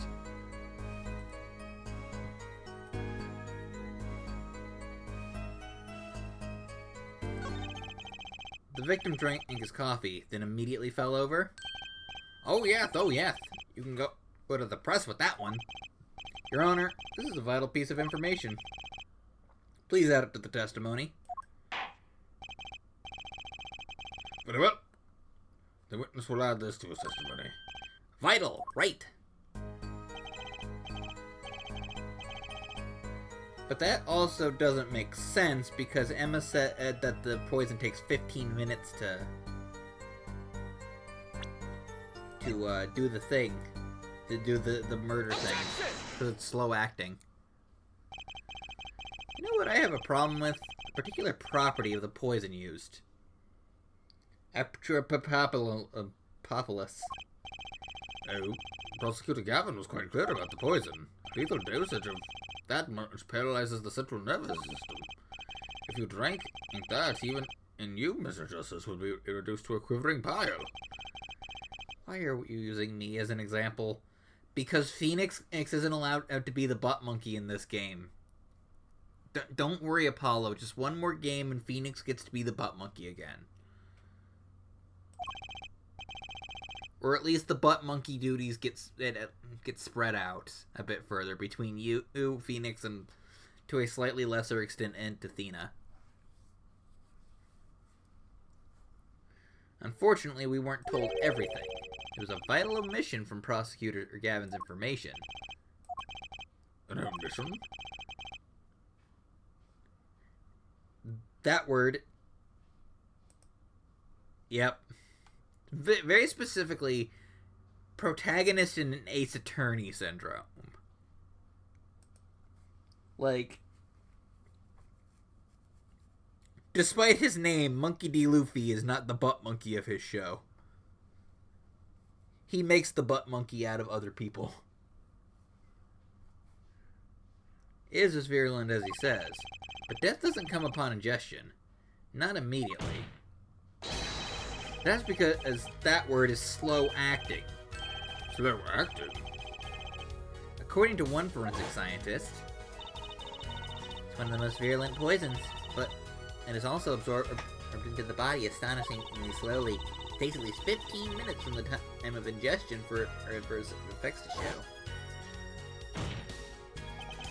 If we suppose that the moment of Mr. Meacham's sip the coffee was when he sealed his fate, then he would still have had time left to enjoy his last cup of joe. Order, order. What is the meaning of this? If what the defense is correct, why, that contradicts the entire testimony we've just heard. Well, Mr. Brushel, anything to say? On the record. Slow acting. Slowwact. It was virulent, all right. Even then, it had already begun digging its claws into the journalist. He's working on a scoop. Objection! It's Brushel, Jean. Herr Brushel, let's take a trip back down memory lane. Huh? Did the victim really die the instant he took a sip? Think it over. This is vital. You know what I think? I think that was a not-so-subliminal suggestion. End quote. I admit it does cause a problem if he died. When you say he died. I would be forced to say auf Wiedersehen to my simple case. And you would be forced to say farewell to your article. Come again? Can't write the story based on conjecture, can you?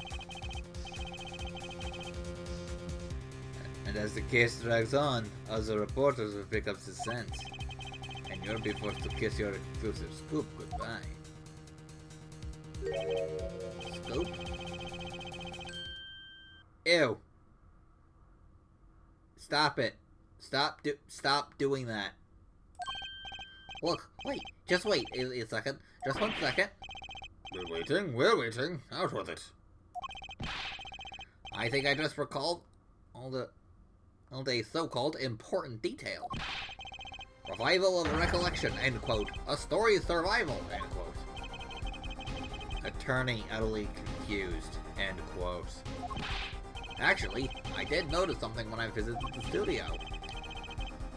I heard of a poison that takes its sweet time, see? But not what I've been saying for the last few minutes, apparently. Mr. Marshall, are you saying you noticed something that explains what happened? You bet I am!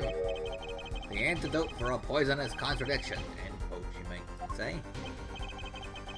Or I still have no idea what you're talking about, end quote, I might say. I figured it out, but only after an in-depth interview. See, thanks to my journalism skills, I know who poisoned that coffee. Order! As far as I can tell, the witness is standing by his testimony that Mr. Meacham died the instant after he drank. Of course I'm standing by my testimony. And my dream of exclusive rights to this story. Ah, I suppose it was too much to hope for. What was? Of course he wouldn't choose a simple case. Not him. Him? Phoenix right. Who else? Yeah, Brushel, report for us if you would. What is it that you noticed?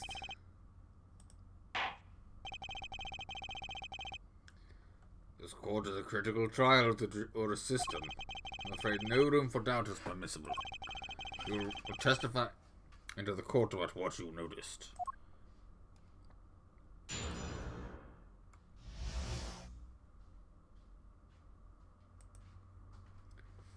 What Brushel noticed.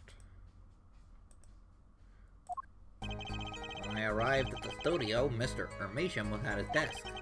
He seemed to be writing a letter, but he quickly sealed the envelope. I thought nothing of it at the time, of course. Now that I think about it, what if he was writing a suicide note? But he wasn't.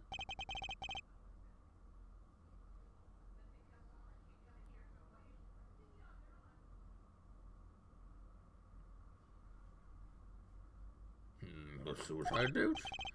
Yes, he had this look on his face. Man's face inscrutable as a quadratic equation, end quote. Suicide? Poor Mr. Meacham. But that means Vera's innocent. Would someone commit suicide in the middle of an interview? Ah. Very well. You may begin your cross-examination.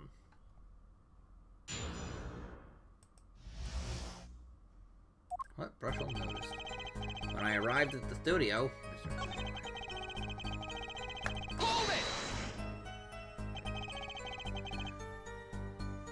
So he put the letter away when he saw you?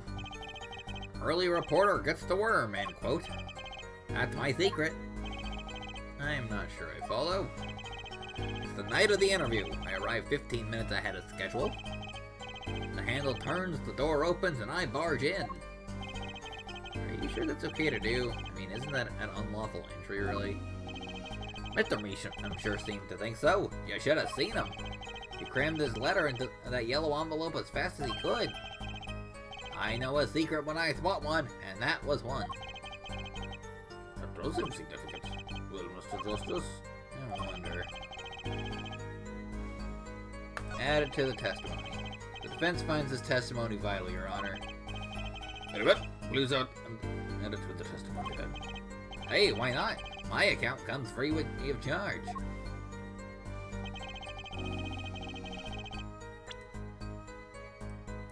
Are you colorblind, sir? As it just so happens, there was a single letter in a desk at the desk drawer at the scene, in a red envelope. I never want to see that sprite again, or hear that weird, gross balloon sound. Prosecutor Gavin. Yes. It's a yellow envelope found at the scene of the crime. Unfortunately, no. But therefore, it's easy to mistake the color of an envelope. Is it? I guess. Not this envelope. See, it was postmarked already. 7 years ago. Well, Mr. Brushel? I can explain that. Drew, right? He wanted to get that letter in an envelope pronto. Get it out of sight of my beady eyes, right? So he grabbed the nearest envelope and crammed away. What about the whole red and yellow envelope contradiction, chump? Well, Mr. Justice, have anything to say to the witness's claim?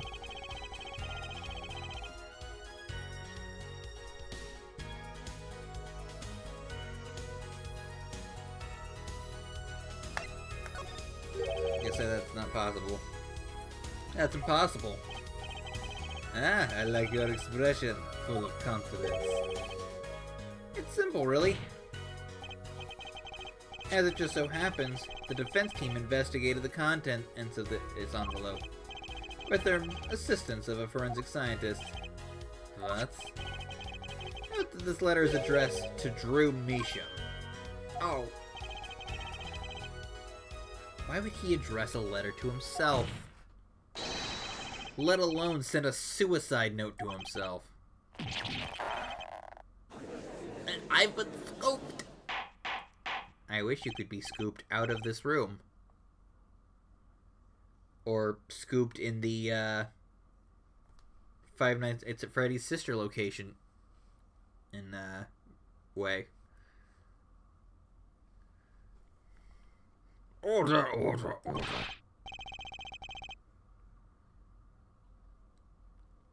That right there is about as deep as my Five Nights at Freddy's knowledge goes, by the way.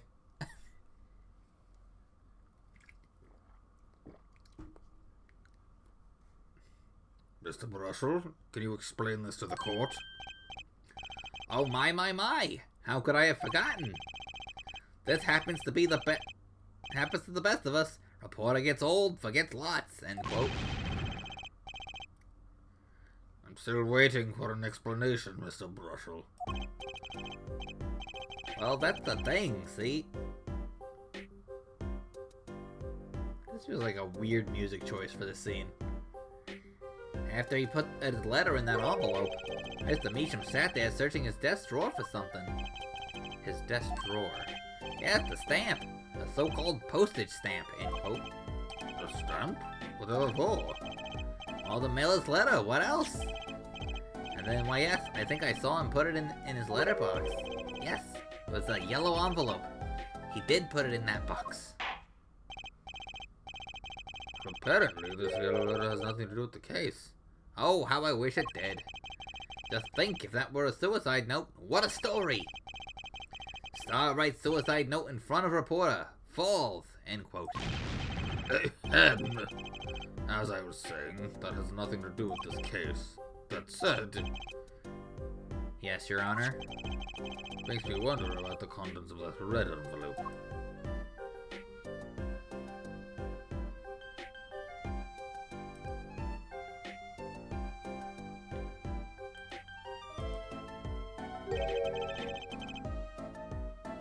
$100,000 is quite a good deal of money. So this was from 7 years ago, yeah? So, am I finished here? I mean, am I finished? Yes, here? I was thinking of, going home to start writing.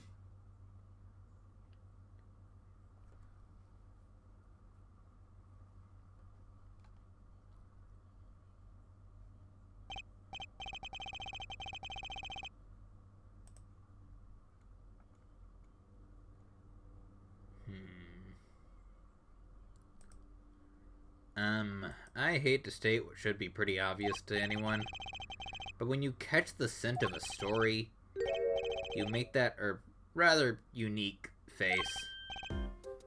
Come on! Attorney has active imagination, little else, end quote. Even I noticed something, and my eyes aren't what they used to be. You know, I'm starting to understand what all this perceiving stuff is about. Judge has active imagination, end quote. Please continue with your testimony. Tell us about the scent of a story. I'm the one asking the questions here, usually. Can you stop with that I hate that, Josh. Actually, it took a bit of work to get the thumbs up on the interview. Reporter leverages story, gets his interview, end quote. The story concerned in the certain case from 7 years ago. That red envelope probably had something to do with it. Say what you will, but Drew's talent was without compare.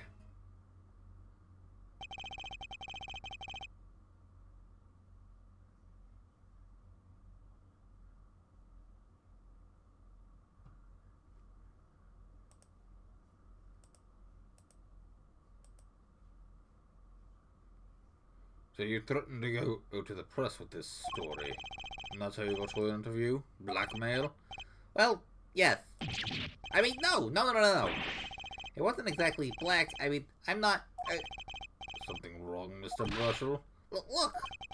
This is my story, my tidbit. Journalism info is livelihood, end quote. I see. While you have me chatting away here, what's going on out there? What are some Wally words worth of Sally Scooper gets the wind of my story? They and be going to the press while I'm going to waste. The court feels your pain, Mr. Marshall. Mr. Justice, let's pick up the pace. Anything to be done with this man. A certain case 7 years ago.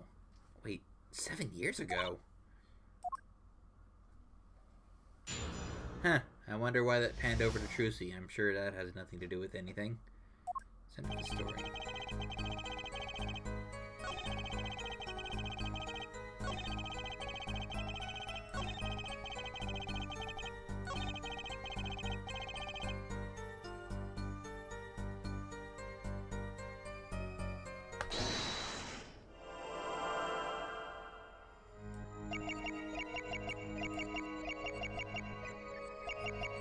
Oh, gross.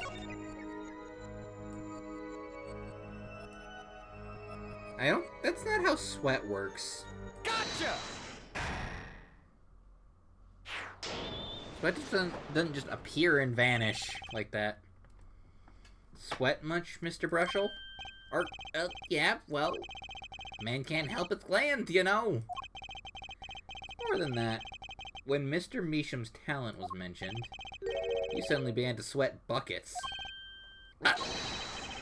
You're hiding something about his talent. What? That's ridiculous. Evidence time.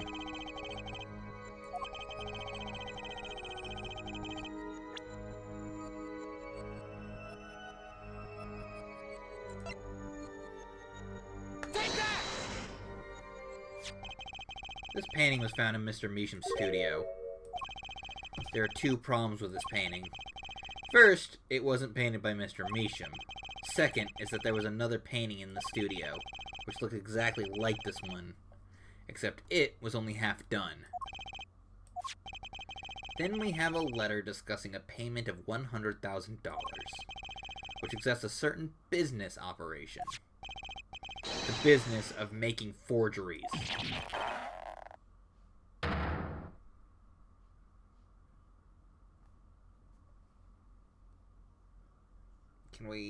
Can we have that at... Okay, thank you. That is all, Your Honor. Gosh, even his back sprite is uncomfortable to look at. Everyone, please, everyone. Can we keep this private, please? This is my story, my scoop. Oh, that's a serious crime. Drew Measham is known as an artist these days. There were rumors he dabbled in other kinds of art until a few years back. Another art? Meaning forgery. Drew Measham was a talented, alright. Talented at making precise, detailed fakes. A fact that certain criminal elements were quick to discover. Criminal elements? What? You seriously can't be talking about... Exactly. I'm talking about forging evidence. The rumors started circulating 7 years ago. Ah, that's right.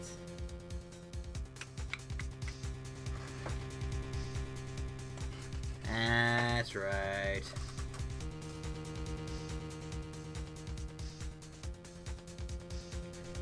"7 years ago? So are we to understand this letter, this payment of $100,000 was for?" Exactly. Forged evidence nets tidy profit, end quote.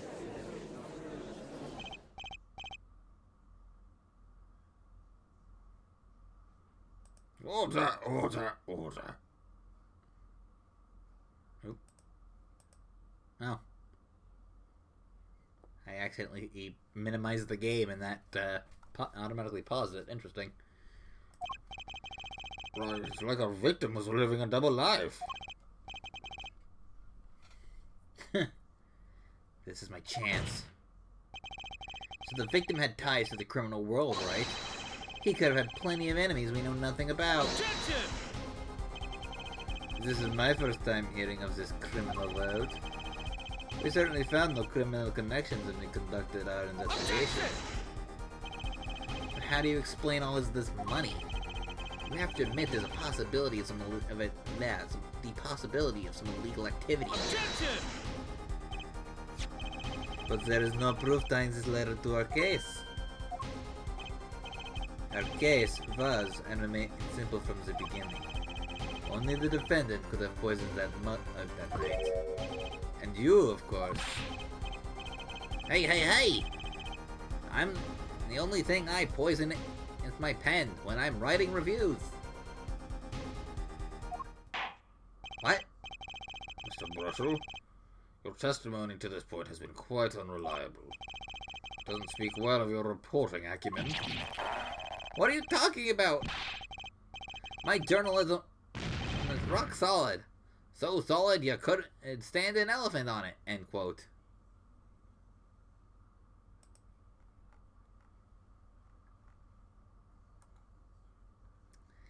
Yeah.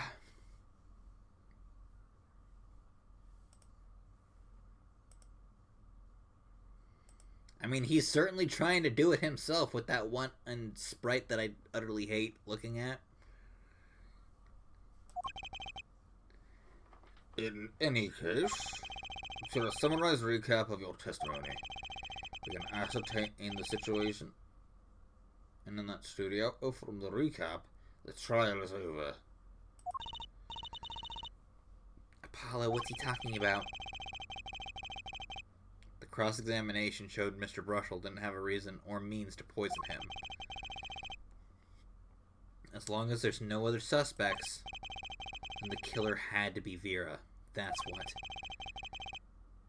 This next testimony is our last chance. Mr. Brushel, your testimony, please.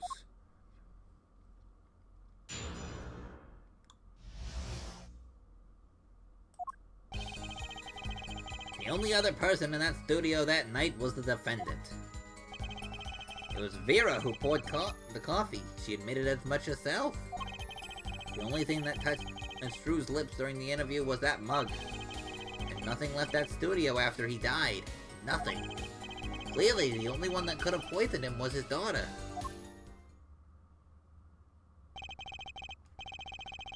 A nice testimony. Clear, succinct, and without room for doubt.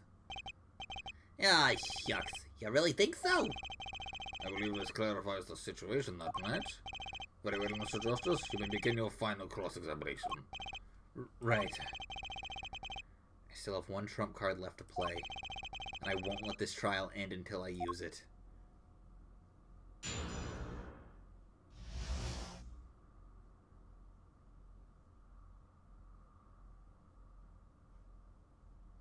The interview, a recap.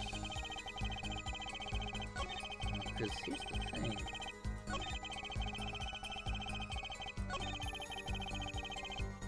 But I mean, he put a letter in the letterbox. Hold it! Not one thing, are you sure? Yep, sure can be. Well, with one exception. What exception? What? Journalist Mark Brushel does interview. Leaves studio. End quote. Come on! It's a joke, get it? Not funny, I know, but still. I was just talking about why people don't like Mo Brushel. Did something leave the studio that night? Why does that sound familiar? Where have I heard something like that before? Now we've proven an eyewitness is a comedian of sorts, I'd like to turn it into a defense attorney before returning to the testimony. Do you have any idea what, if anything, might have left the studio that night? Just one thing. I think one thing might very well have left the studio that night, actually. A certain something that has vanished from the scene of the crime. By which you mean? Something other than our witness? Or something other than our witness? Of course. Don't tell me. Vera Misham? Believe me, any comic relief, if I may provide, is entirely unintentional. Apollo is becoming self-aware. Then, let's see what you've got for us, Mr. Justice. Very well. The thing that wasn't at the scene of the crime, so I can't show it to you. But I do have evidence that shows it could have been taken from the scene. Take that! This is the only link between that studio and the outside world. A letterbox? What did Mr. Brushel just tell us? When he entered the studio on the night of the murder, the victim had just finished writing a letter. Yeah, I said that. And yeah, that was true. Furthermore, you went on to tell us that he put the letter in a yellow envelope and put it in the letterbox. Oh, But that very same letterbox was empty. In other words, that night, the yellow envelope disappeared. Objection! Yes, intriguing. So an envelope has disappeared from the scene of the crime. Of course, this changes nothing. Huh? well, the point, Mr. Justice. What we're trying to figure out is how the poison got into Mr. Mission. Is it really important that this envelope of the witness says he saw disappeared? Well, if it did disappear, then something did leave the studio that night. That seems very important to me. Very well then, the witness will add this to his testimony. You got it! I still think this fails to change anything, Herr Forehead. I wouldn't be so sure. A letter disappeared from the crime scene that night. This is exactly the opening I've been looking for.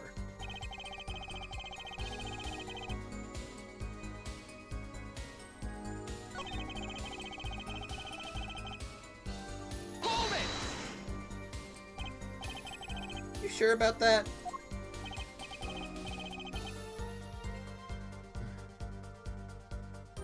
Well, to be really, really precise, I was busy gobbling mint candies the whole time. Ugh. One of those candies might have been Objection! poison. Yet at the time of the autopsy, no fresh fragrance of mint filled the room, and no mint residue was found. It's a long shot anyway. Don't tell me you're still trying to prove this. You think the victim ate, drank, or otherwise ingested something other than coffee? Well, Mr. Justice, if you have some proof. The possibility is there. Feel it. Just maybe not prove it. Not yet. The possibility isn't going to cut it. Not now. Mr. Measham ingested that poison and via route other than that coffee. Proof is possible.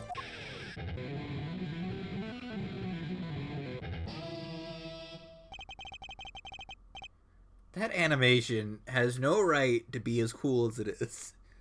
You need to understand what you understand what we need, ja? Proof, Herr Forehead, not possibilities. Of course.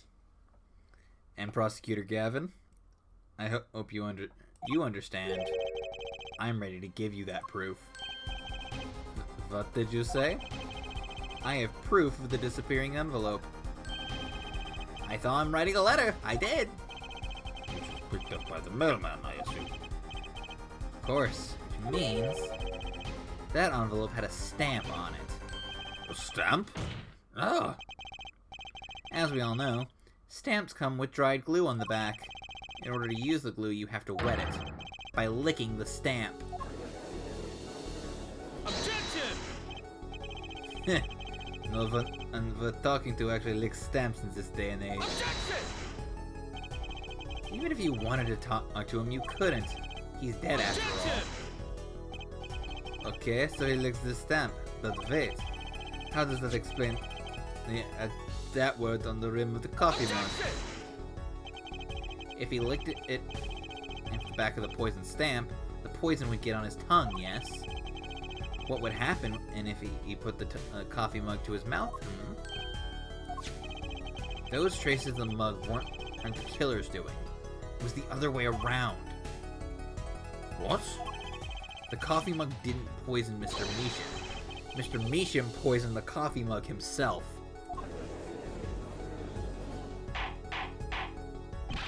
Order, order, order. But that doesn't... Does it? Recall, if you would. That word is a slow-acting poison, yes? Poison entered his body when he put the stamp on that envelope. But his time wasn't up until the very moment he touched his lips to that cup of joe.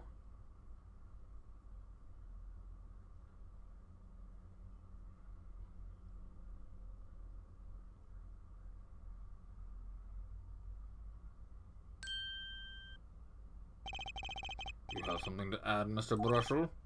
Oh, his nose is picking up another scent. As I believe I mentioned earlier.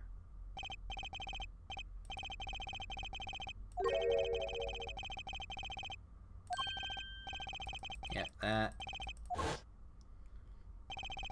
But you know, I don't seem to remember him ever finding one. Maybe he just run out. Incidentally, we searched the desk drawer at the scene of the crime. There were no stamps, not a single one. That does pose a problem. How will you prove that a stamp was coated with poison? Actually, I'm glad no other stamps were found. It makes proving the stamp was poisoned possible. Good show, good show. You can't even prove there was a stamp at the scene in the first place. Well, let's see what the defense has to say. Where's your evidence that proves the existence of this poison stamp? A little tiny frame with the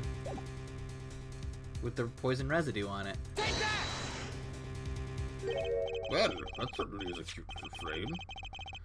And by little, I mean really little. It was on the victim's desk, Your Honor. Quite empty, as you can see for yourself. I noticed that too during my inspection. So what? Ah, apparently you weren't as observant as you should have been. You see, when you saw this frame, it was missing something quite important. Missing something? Yes. A pale bluish stain on the inside of the frame. That's that word residue. What? Why wasn't I told about this? The frame is only 2 inches square. The face of the frame is even smaller. Maybe an inch wide at most. You aren't saying. Oh, but I am. Tell me, what fits in such a small frame? A commemorative stamp, perhaps? Order, order, order. Poison stamp was in this frame? Impossible. Prosecutor Gavin? Why would he put something like that on the desk? Don't tell me he had it there so he could commit suicide if the mood struck. You know, can I say something? I had a thought, see? What, Mr. Brushel? Stop jittering around like that. The victim was a forger, right? There's a lot of money in that line of work. Forger forges friends, makes enemies too. End quote. So the poison stamp might have been a murder weapon aimed at him. Objection!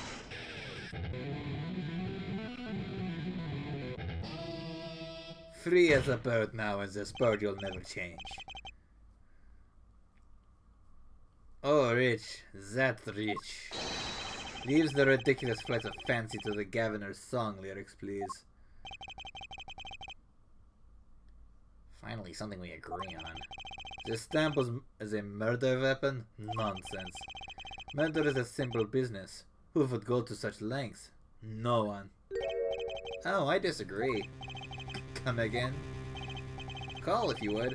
The victim's reclusive lifestyle drew Measham hid from the world. He avoided meetings. His only contact with the outside world was the mail. The mail? Now, if you wanted to kill someone and you couldn't meet, but knew red letters, a stamp would be the perfect weapon. Ridiculous. There's your proof. I want proof. Show us evidence that this poison stamp was sent into him as a murder weapon.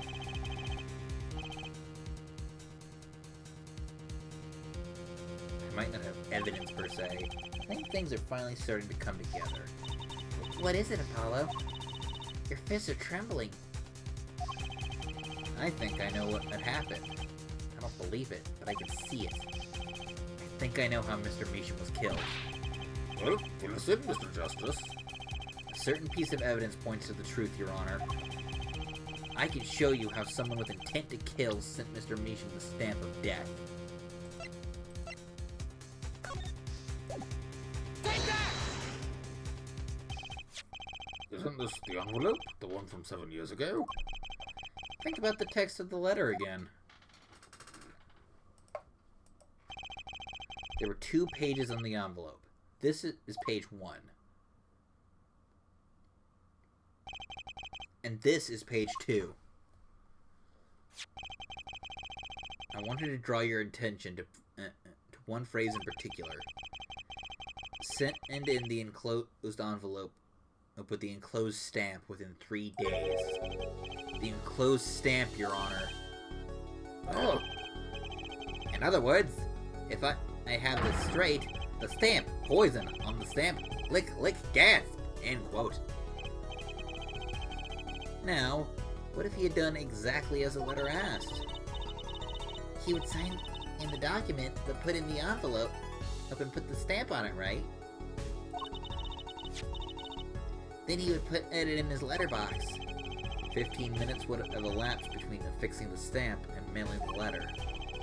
But the clock started ticking, and when the time came, he drew his last breath. And the murder weapon would be taken away from the scene. quite conveniently, thanks to the postal system.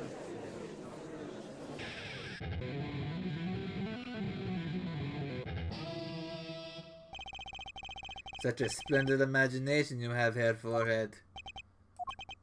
Let me confirm one thing with you, if I might. So, this poison stamp was inside this envelope from 7 years ago. Yeah? Is that what you would have us believe? Really? Well, it's a little bit of a stretch, but there's a possibility. Yes, a very small possibility. How small, I wonder? A poison stamp in this envelope? A stamp that then became the murder weapon. How do you intend to prove this seeming coincidence? Well, 7 years ago. You don't even know who sent that letter. And your answer is silence. I see. Very well. I move to. It's not nice to pick on the front line. Ah. You. Oh. Emma! Well, like my Christoph Gavin impression? Did I sound like him? Don't quit your day job. Don't you have a crime scene to be looking after, Fraulein Detective? Someone had to come dig you well out of the mess you're making of this case. Mess? You know, none of this would happen if you just trusted science a little more. You'd find out if that stamp was in that envelope easy. Get to explain yourself, Fraulein Detective? Glare at me all you want, but science is on my side. It's all in the residue, right? That's right! The poison detection spray. Produce the red envelope at once. You can open it on the authority of the court.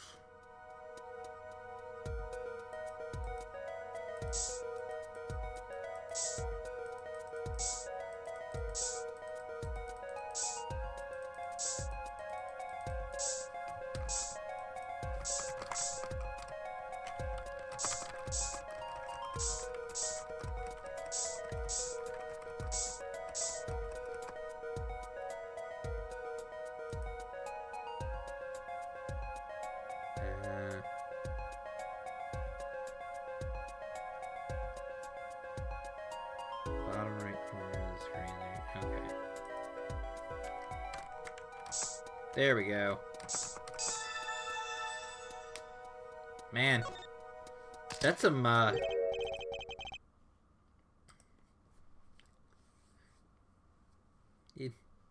some long-lasting poison. Well, would you look at that? No mistaking it. That's it. That word residue. I don't believe it. A murder weapon from the past. Now 7 years later bears its fangs at last. Objection! Absolutely outrageous. Tell me why. Why didn't this murder take place 7 years ago? Well, there's one possibility.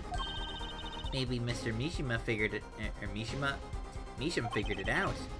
Figured what out? He realized that the person who sent that letter wanted him dead. So he sent his reply with a different stamp. It's decisive evidence in a fray.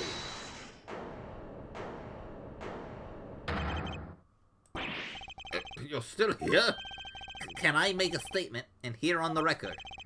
I, Spock, Razor with Brushel, claim this scoop is mine. Drew Measham killed in cold blood. By sender of 7-year-old letter, end quote. No, maybe something more succinct. Star falls after 7-year delay, end quote. Order. I see no room for further argument here, though I admit this is all coming as quite a shock. To think that the murderer would reach his mouth after 7 years. Stamp his ticket straight to afterlife, end quote. Uh-oh. I think the witness is a bad influence on our judge. I see no need for further debate on this matter. The sender of that letter 7 years ago could hardly have been undefended. Apollo, I think we just won. Very well, this court finds the defendant.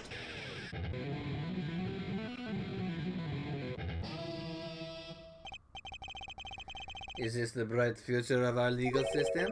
Prosecutor Gavin? A ticket to the afterlife from 7 years ago. Tickets for Gaviner's show are invalid after 2 weeks. But that doesn't make any sense in any other way. It boggles my mind that so many people haven't noticed this. There's a fatal contradiction in her forehead's claim. Contradiction? A poison stamp was placed in his envelope 7 years ago, whereupon it was framed up until now. If that's the case, then why would Drew Measham have done what he did? Emma, explain that. He must have realized it was poisoned. Therein lies the rub. 7 years ago, the forger Drew Measham sensed the trap and put the stamp in a frame. I do not debate this, but this begs the question: why, 7 years later, did he use the stamp on the night of the murder? Surely you don't mean to suggest that Mr. Measham simply forgot. He put the murder weapon in a frame on his desk for 7 years and forgot? You expect us to believe he sprang the trap on himself?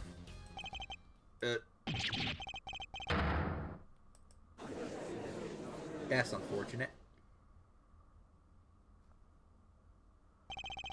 Well, I admit this is all quite shocking myself. It does seem highly unlikely that he would fall afoul of a trap that had been sitting on his desk for 7 years. Apollo! I don't think we're winning anymore.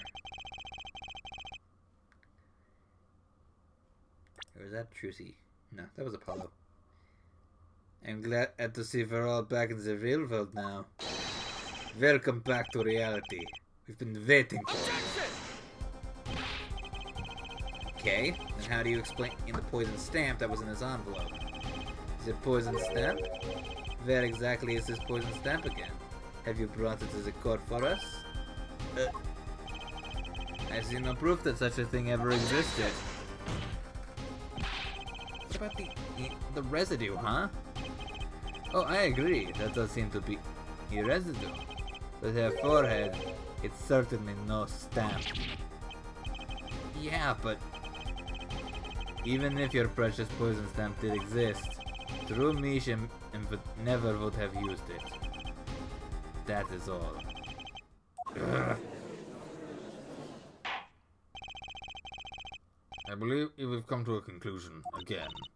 Apollo, were we in the wrong the whole time? I can't believe it. The poison traces match up. That can't be coincidence. I'd like to bring some closure to this issue sometime this year. Mr. Justice, Yes, Your Honor. let's review the facts and see where we stand. 7 years ago, Drew Measham received a red envelope. There were traces of the poison on the document inside that envelope. A similar trace was also found at the crime scene, on this tiny picture frame. The defense has indicated the possibility of a yellow envelope, and envelope that left the scene of the crime and with the poison stamp on it.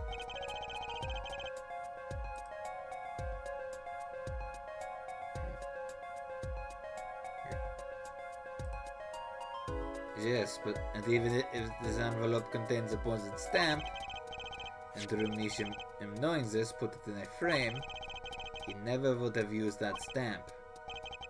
I'm afraid you're right, which means there is a fatal flaw in the defense's case. I haven't been on the wrong track this whole time. I'm sure of it. The traces of poison, the envelope, the frame, and Drew Meesham's mysterious death. They're all connected somehow. Well, Mr. Justice, do you have a conclusion for us? The defense stands by its case, Your Honor. We've seen the logical outcome, and the evidence makes no sense. Which means that one of our clues must be a fake. If a clue, fascinating. And if we find in this fake, what Inkivile fantasies would prove quite reasonable, ja? The fake clue that's thrown off the poison's trail is none other than Drew. The victim was a fake clue? I'm afraid I don't understand. I'll explain. We have an envelope, a frame, and a mug, linked by poison. That all makes sense. What doesn't make sense is the victim himself. Objection! Congratulations, you've completely lost me. So the fake evidence is none other than the master of fake himself, the forger. It makes a good story, I'll give you that. The fake clue, fakes, forgeries. Aha! I know that face. That's the I just had an idea face. I don't know if I'm right, but I'm going with it anyway. What if our forger is the fake? Come again? 7 years ago, our forger sniffed a trap and stepped aside. 7 years passed, and now the forger stumbles into that very same trap and dies. Why? That's what I want to know. Because the forger, who was killed, was a fake. Here we are again. The victim was a fake. One forger smelled the trap. One forger fell into the trap. That's two forgers. You're and Lloyd. And one of them was a fake. I mean, they're both fakes. They're living double lives.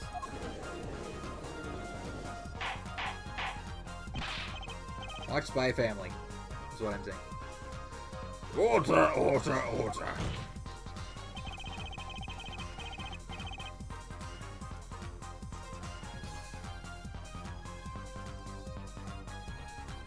So, you were telling me that Drew Nisham, the victim, was a fake?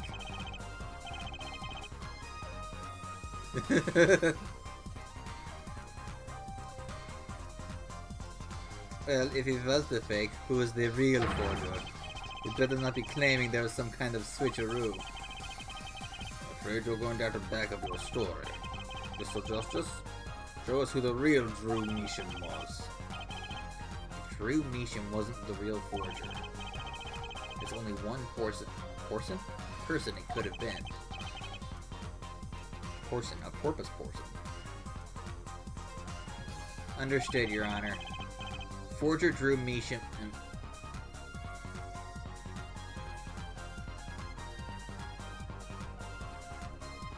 himself was a forgery. The real forger was... who else but Vera? There can be only one explanation, really. The real identity of the forger known as Drew Meesham was none other than his only daughter, Vera Meesham.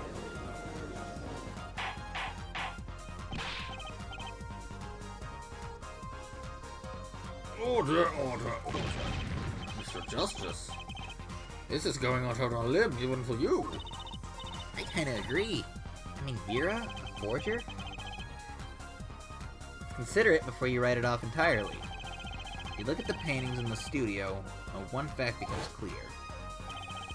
forgery had been taking place in that studio for quite some time.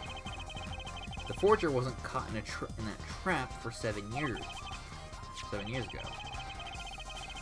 That can only mean that the one who was caught in the trap wasn't the forger. Well, actually, that does make a certain kind of sense. One more thing. Only 2 sets of fingerprints were found in the forger's studio. Drew Measham's and Vera Measham's. And we know that Drew Measham wasn't the forger, or if we knew. That leaves only one possibility. By process of elimination, the forger was Vera Measham. Well...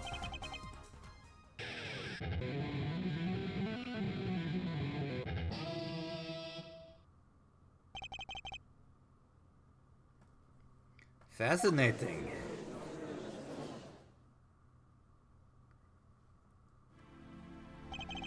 Vera Measham? You've been paying attention to the trial so far. Let's just ask her and be done with it, shall we? She's an introvert and does not like to be the center of attention. Why do you think I hide behind the VTuber model? Who are you? Who is it? If forger, Drew Measham.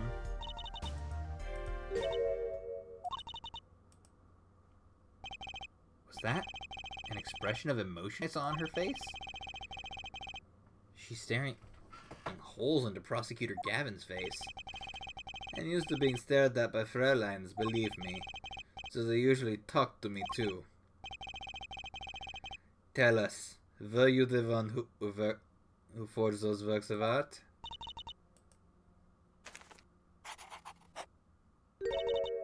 Yes. So, the forger, Drew Measham, was you? Yes, it was me. What?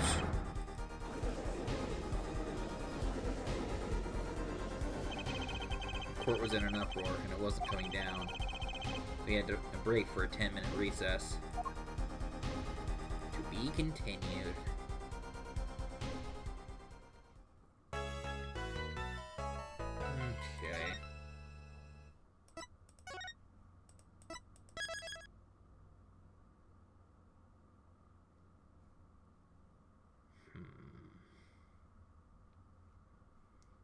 Let me get a look at how much is left.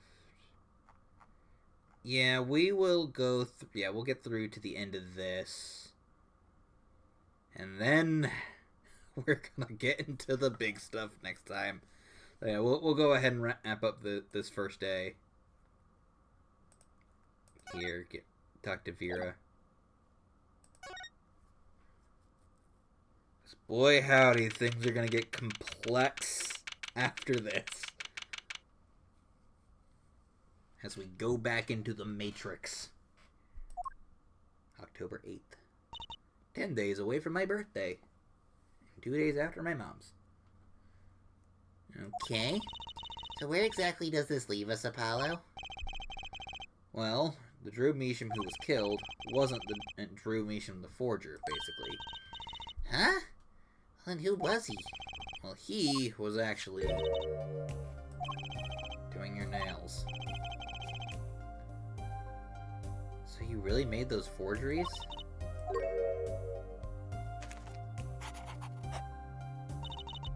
Yes. For Father. I know, it was wrong. Could you tell us how it happened? My father was a painter. I loved painting ever since I was a child. One day Father saw it in me.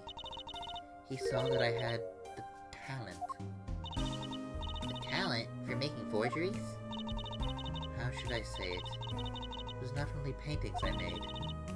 Given the materials, I could make anything. Anything? Father was so proud, and I so happy. But in the end, I was making those Forgeries. Never had a good constitution, nor personality. I know very little of the world outside my door. Now, because of me, Father is... Do you know about this red envelope? I remember that envelope. It was some time ago. So you were already you were already creating your works back then? I started when I was only 12 years old. So the one who figured out the stamp was poisoned. That was... Mr. Justice, it's time. To the courtroom, please. Right. Out of time. Wait, Vera, just one more thing, please. Those 3 paintings in the studio. I painted those as part of my work. Right. See, we checked them out and we saw what was underneath.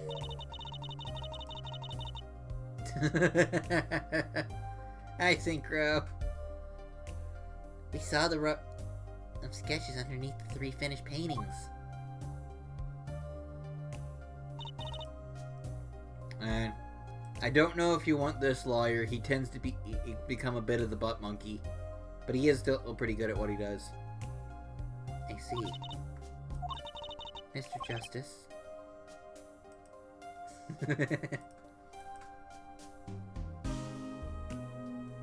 Yeah. Strixar here is currently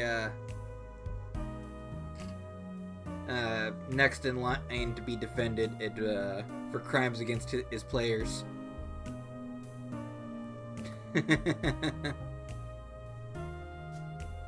For throwing too many mimics at the start of the campaign.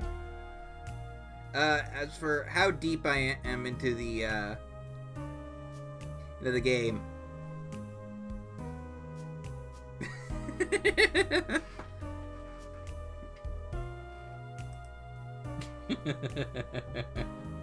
I am a ways into the very final trial of Game 5. Or not Game 5, Game 4. So, this is like the last little bit of this section, and then there's a little bit, then there's like the latter half, so say we're a little less than halfway done with the last trial. And then next stream, probably tomorrow, we're gonna do what I can to fully wrap up this final case. Yes? Father, he knew of you. Of both of you. Your late father? He was watching, gathering information. I mean, there's now, like, the full series is now available pretty much on all systems, so you can get at the OG, the original trilogy, you can get this, you can get Great Ace Attorney, yeah, which I'll probably do at some point after I finish this trilogy. Basically, the entire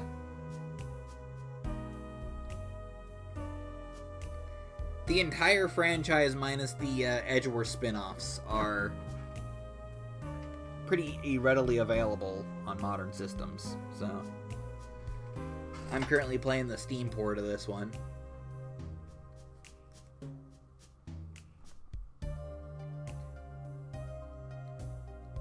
All about the Wright & Co. law offices. But lately, we're not doing just law. Yes, you do tricks, gags, things to amuse, and play piano. Well, they're not really gags. Yet when Father heard you had resumed the legal business, how pleased he was. Who was Mr. Measham? How am I supposed to know? What if he was Daddy's daddy?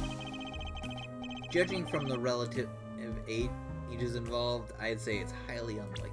How old are they at this point? Phoenix 33, Measham 50. Not completely impossible.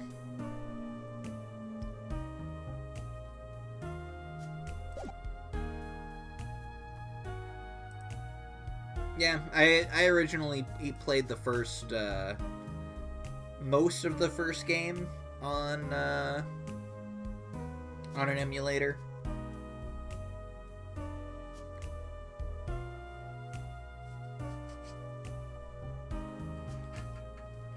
Back on my old MacBook. Judging from the relative ages, I'd say it's highly unlikely. Things are already confusing enough with all these daddies running around. Why'd you phrase it like that?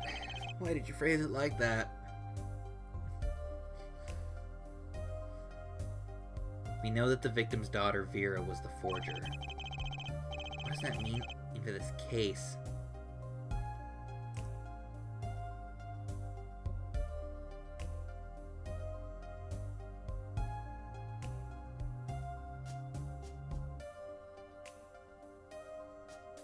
Yeah. Yeah. Guess we're about to find out. A YouTuber I follow did a whole retrospective on the original trilogy and is about to put out one on the Apollo Justice trilogy. And she mentioned the way she first played this game was, or first played this series, was when she first got a DS. Her brother gave her a very legal way to play basically every available Nintendo DS game possible. So she basically played every Nintendo DS game possible just to test the waters on what she may or may not like.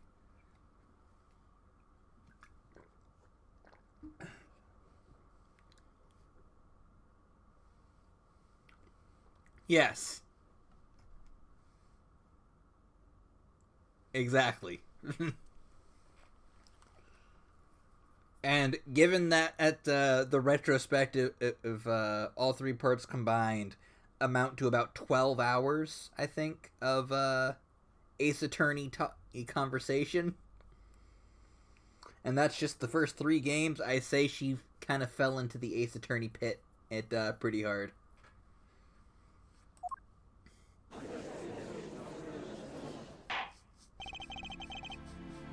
Court is now back in session. Vera seems pretty tense. She's practically chewing her fingernails clean off. She's an introvert and is being forced to be the center of attention. I relate.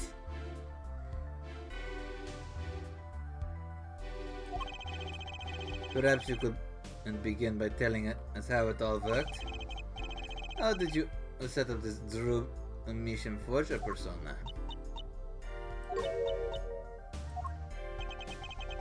There's that stare again. I don't like that she was chewing on her nails.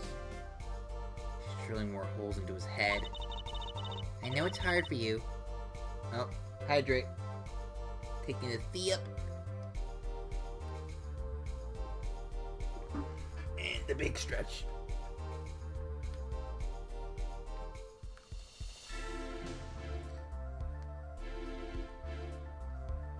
Hey, I know. Oh, it's hard for you, but hey, he's a handsome guy. What's hard? Oh, phrasing.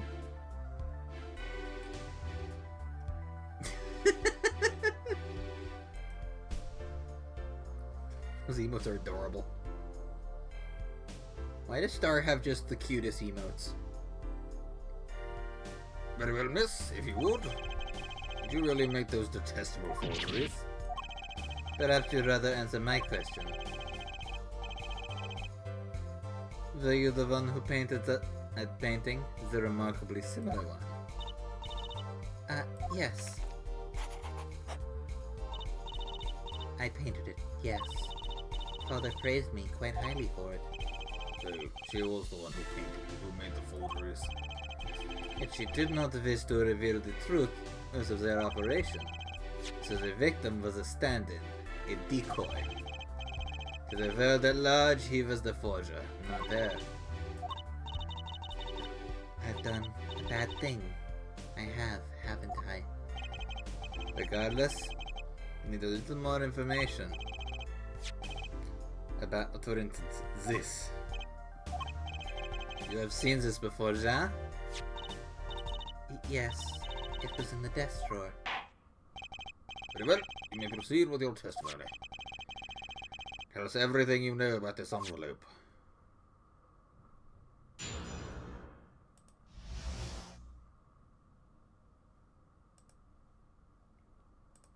The red envelope. I created things, and Father sold them. This envelope came after my first work. That was other than a painting. My father handled the deal, all of it. I received the stamp that was in that envelope.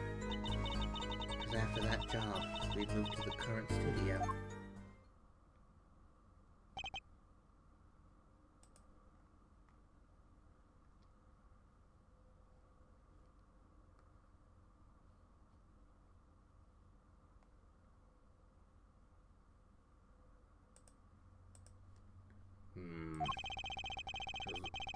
Certainly, it was much of that. There certainly was much of great interest in your testimony. Not that the witness realizes it. Very well. Please begin the cross-examination. Right, okay. I need more information about this forger, this Drew Measham.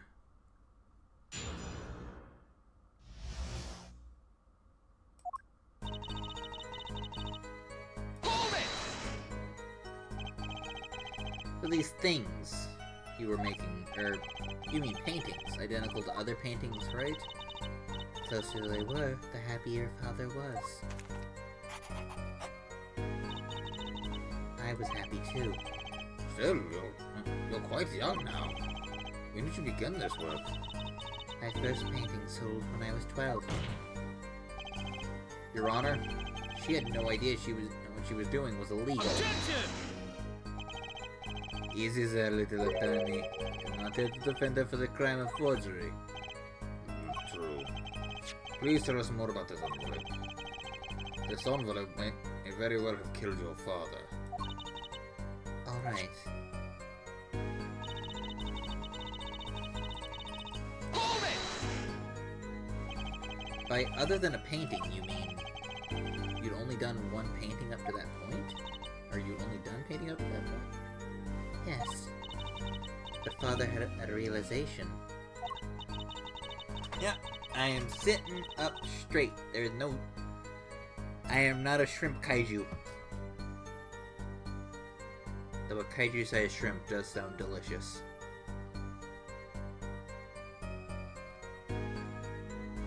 He noticed my talent. And extended to making things other than painting. For instance, A letter someone had written. Or a fingerprint left upon a cup.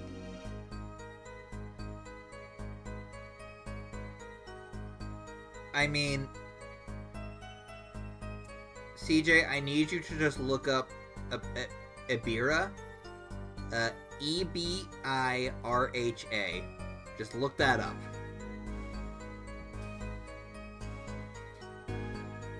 And, report back your findings. Or a signature on a document.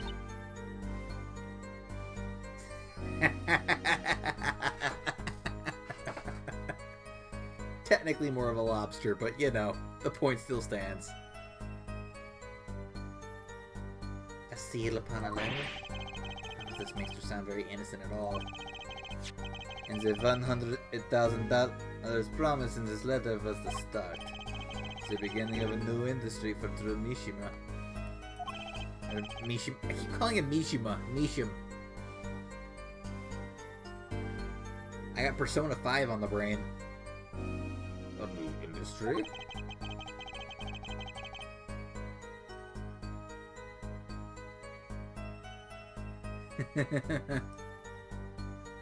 Ebira's name is the Japanese derived from the word ebi, referring to several types of crustaceans such as lobster, shrimp, and crayfish. It's the creation of items to be used in criminal proceedings. Forging evidence, in other words. No. What do you want to bet that Manfred von Karma was one of his karma? one of his clients.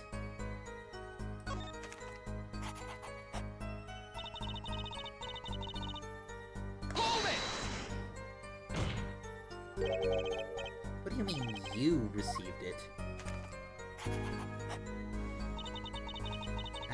Did I do something wrong? I just realized that that's like a cryy face. Like that's the eye. It's a cryy tear, and that's a squiggly frown. Okay. I also like that she leaves a signature on her on every single one of her little doodles. That's very cute. A true artist. You didn't use that stamp because it was dangerous, correct? Deadly poison on the back? That word? Objection! A moment there, forehead? You can't force an answer upon the witness. Now then, perhaps, you would tell me, Miss Fraulein Vera, why did you receive this stamp? Is something wrong? It was beautiful. Ah, do you mean it was one of those commemorative stamps? Yes, I think it was. So you didn't know about the poison?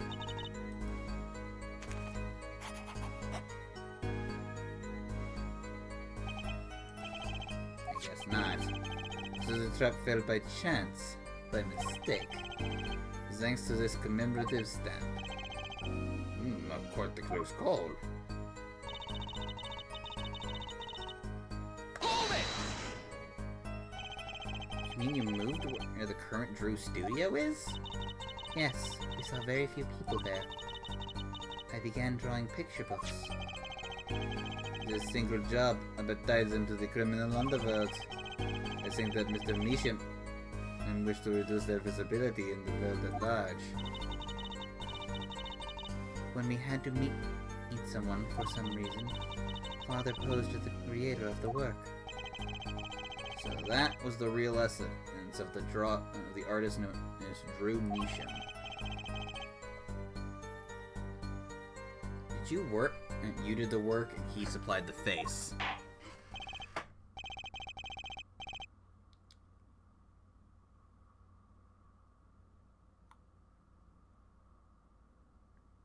There we go. So you really didn't know anything, did you? You had no idea how much danger you were in.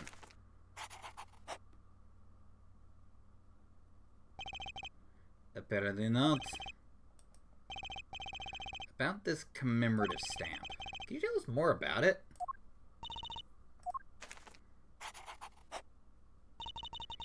It was very pretty, and more than that, Yes? it was a picture of the people I liked at the time. This is something new.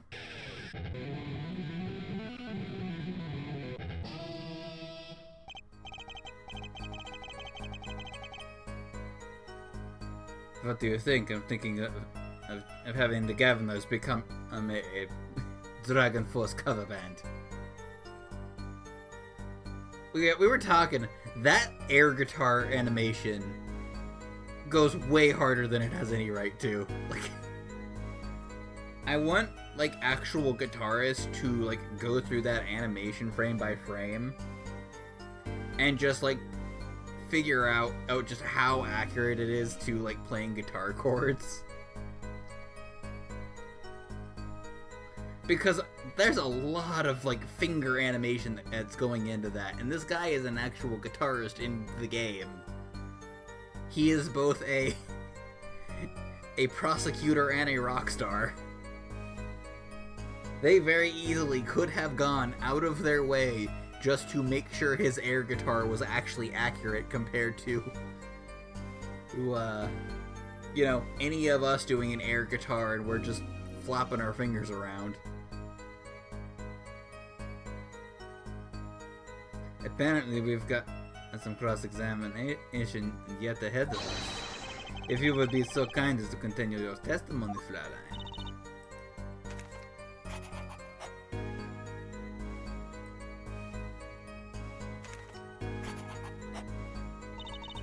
The stamp was a picture of my favorite magicians, so I kept it. Favorite magicians, huh? Objection! Those magicians you liked. Was it this bunch?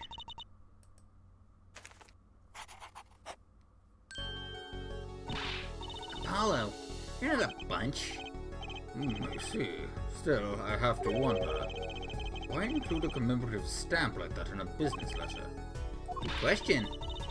Well, pretty stamps are always better, and you can't beat Troop Gremory.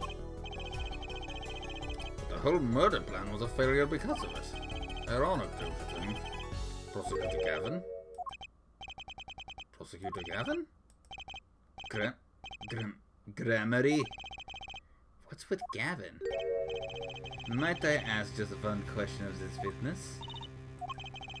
In your testimony just now, you stated this was your first work that was other than a painting.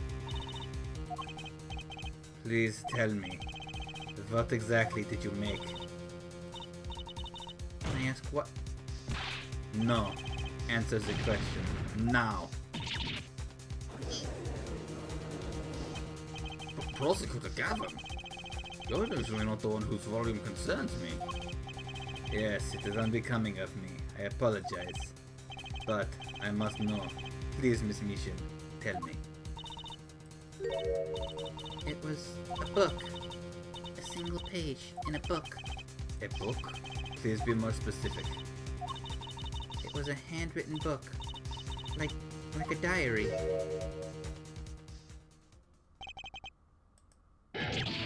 No! I don't know!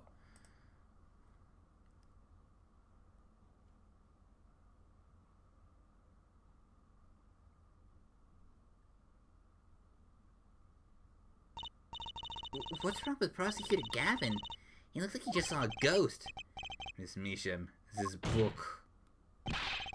Was there a picture of a silk cat on the back cover? Yes or no? How do you know? Prosecutor Gavin, the defendant is answering all of your questions. Stop battering her. He's told you nothing, has he? Your soiled Sully mentor, nothing. Sullied? Who? Phoenix Wright, who else? Daddy? He never told you about the trial 7 years ago? How he came to lose his attorney's badge.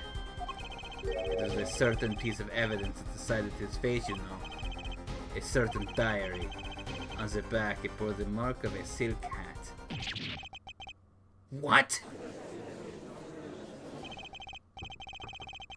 Phoenix Wright tossed out the profession by false evidence, and the forger who made that evidence. Is this girl standing in front of me? Vera, you must tell us. The evidence you made was used in a trial 7 years ago. Who asked Drew Umishim, you, to forge that evidence?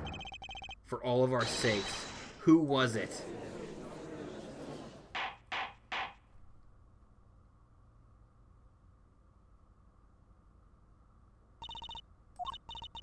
We only met once. You met the client? Well, who was it? It was... What's going on with Vera? She's staring at Prosecutor Gavin's face again. Yes? What? Is there something about me? I remember clearly. I remember who gave me the book, the diary. Who was it?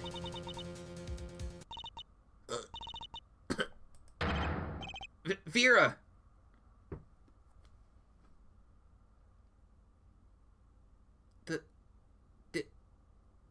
Well... Of course. Satan. Who else but Satan would do that? Acute poisoning. Uh-oh.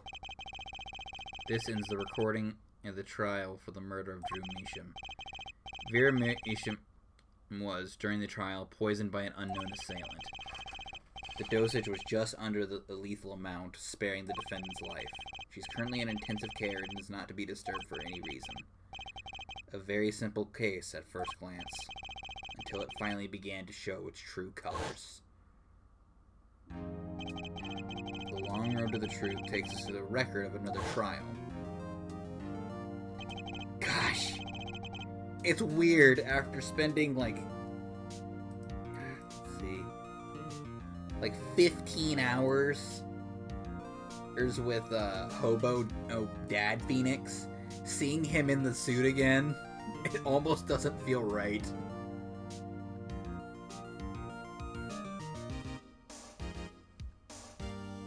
In some ways, that was the starting point of it all. And that's where we must go. Oh, look at Baby Juicy. Find the whole truth.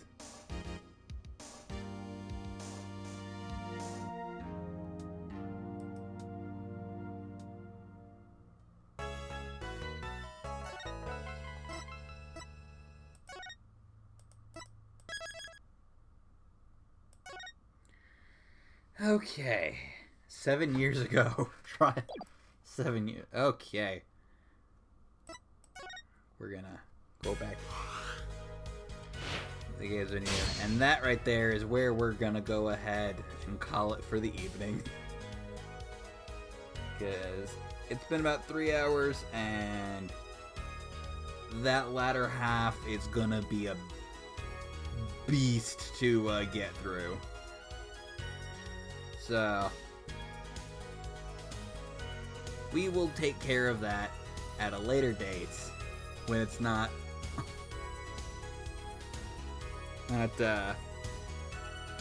almost time to go to bed.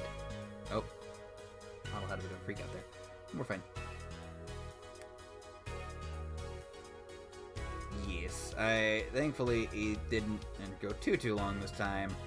So we are gonna go ahead and throw a raid over to someone, and I think I see just the poison. I think we're gonna send a raid over to our good friend Vaughn. Give the best pigeon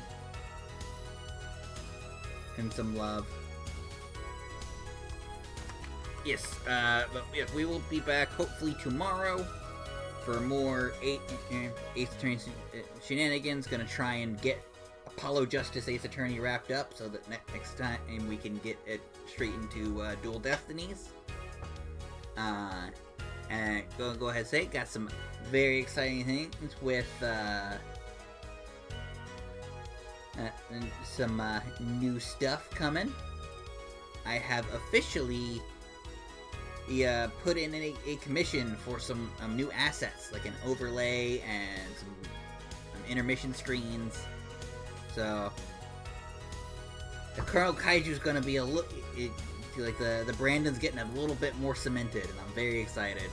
Those should hopefully be done by the end of March. That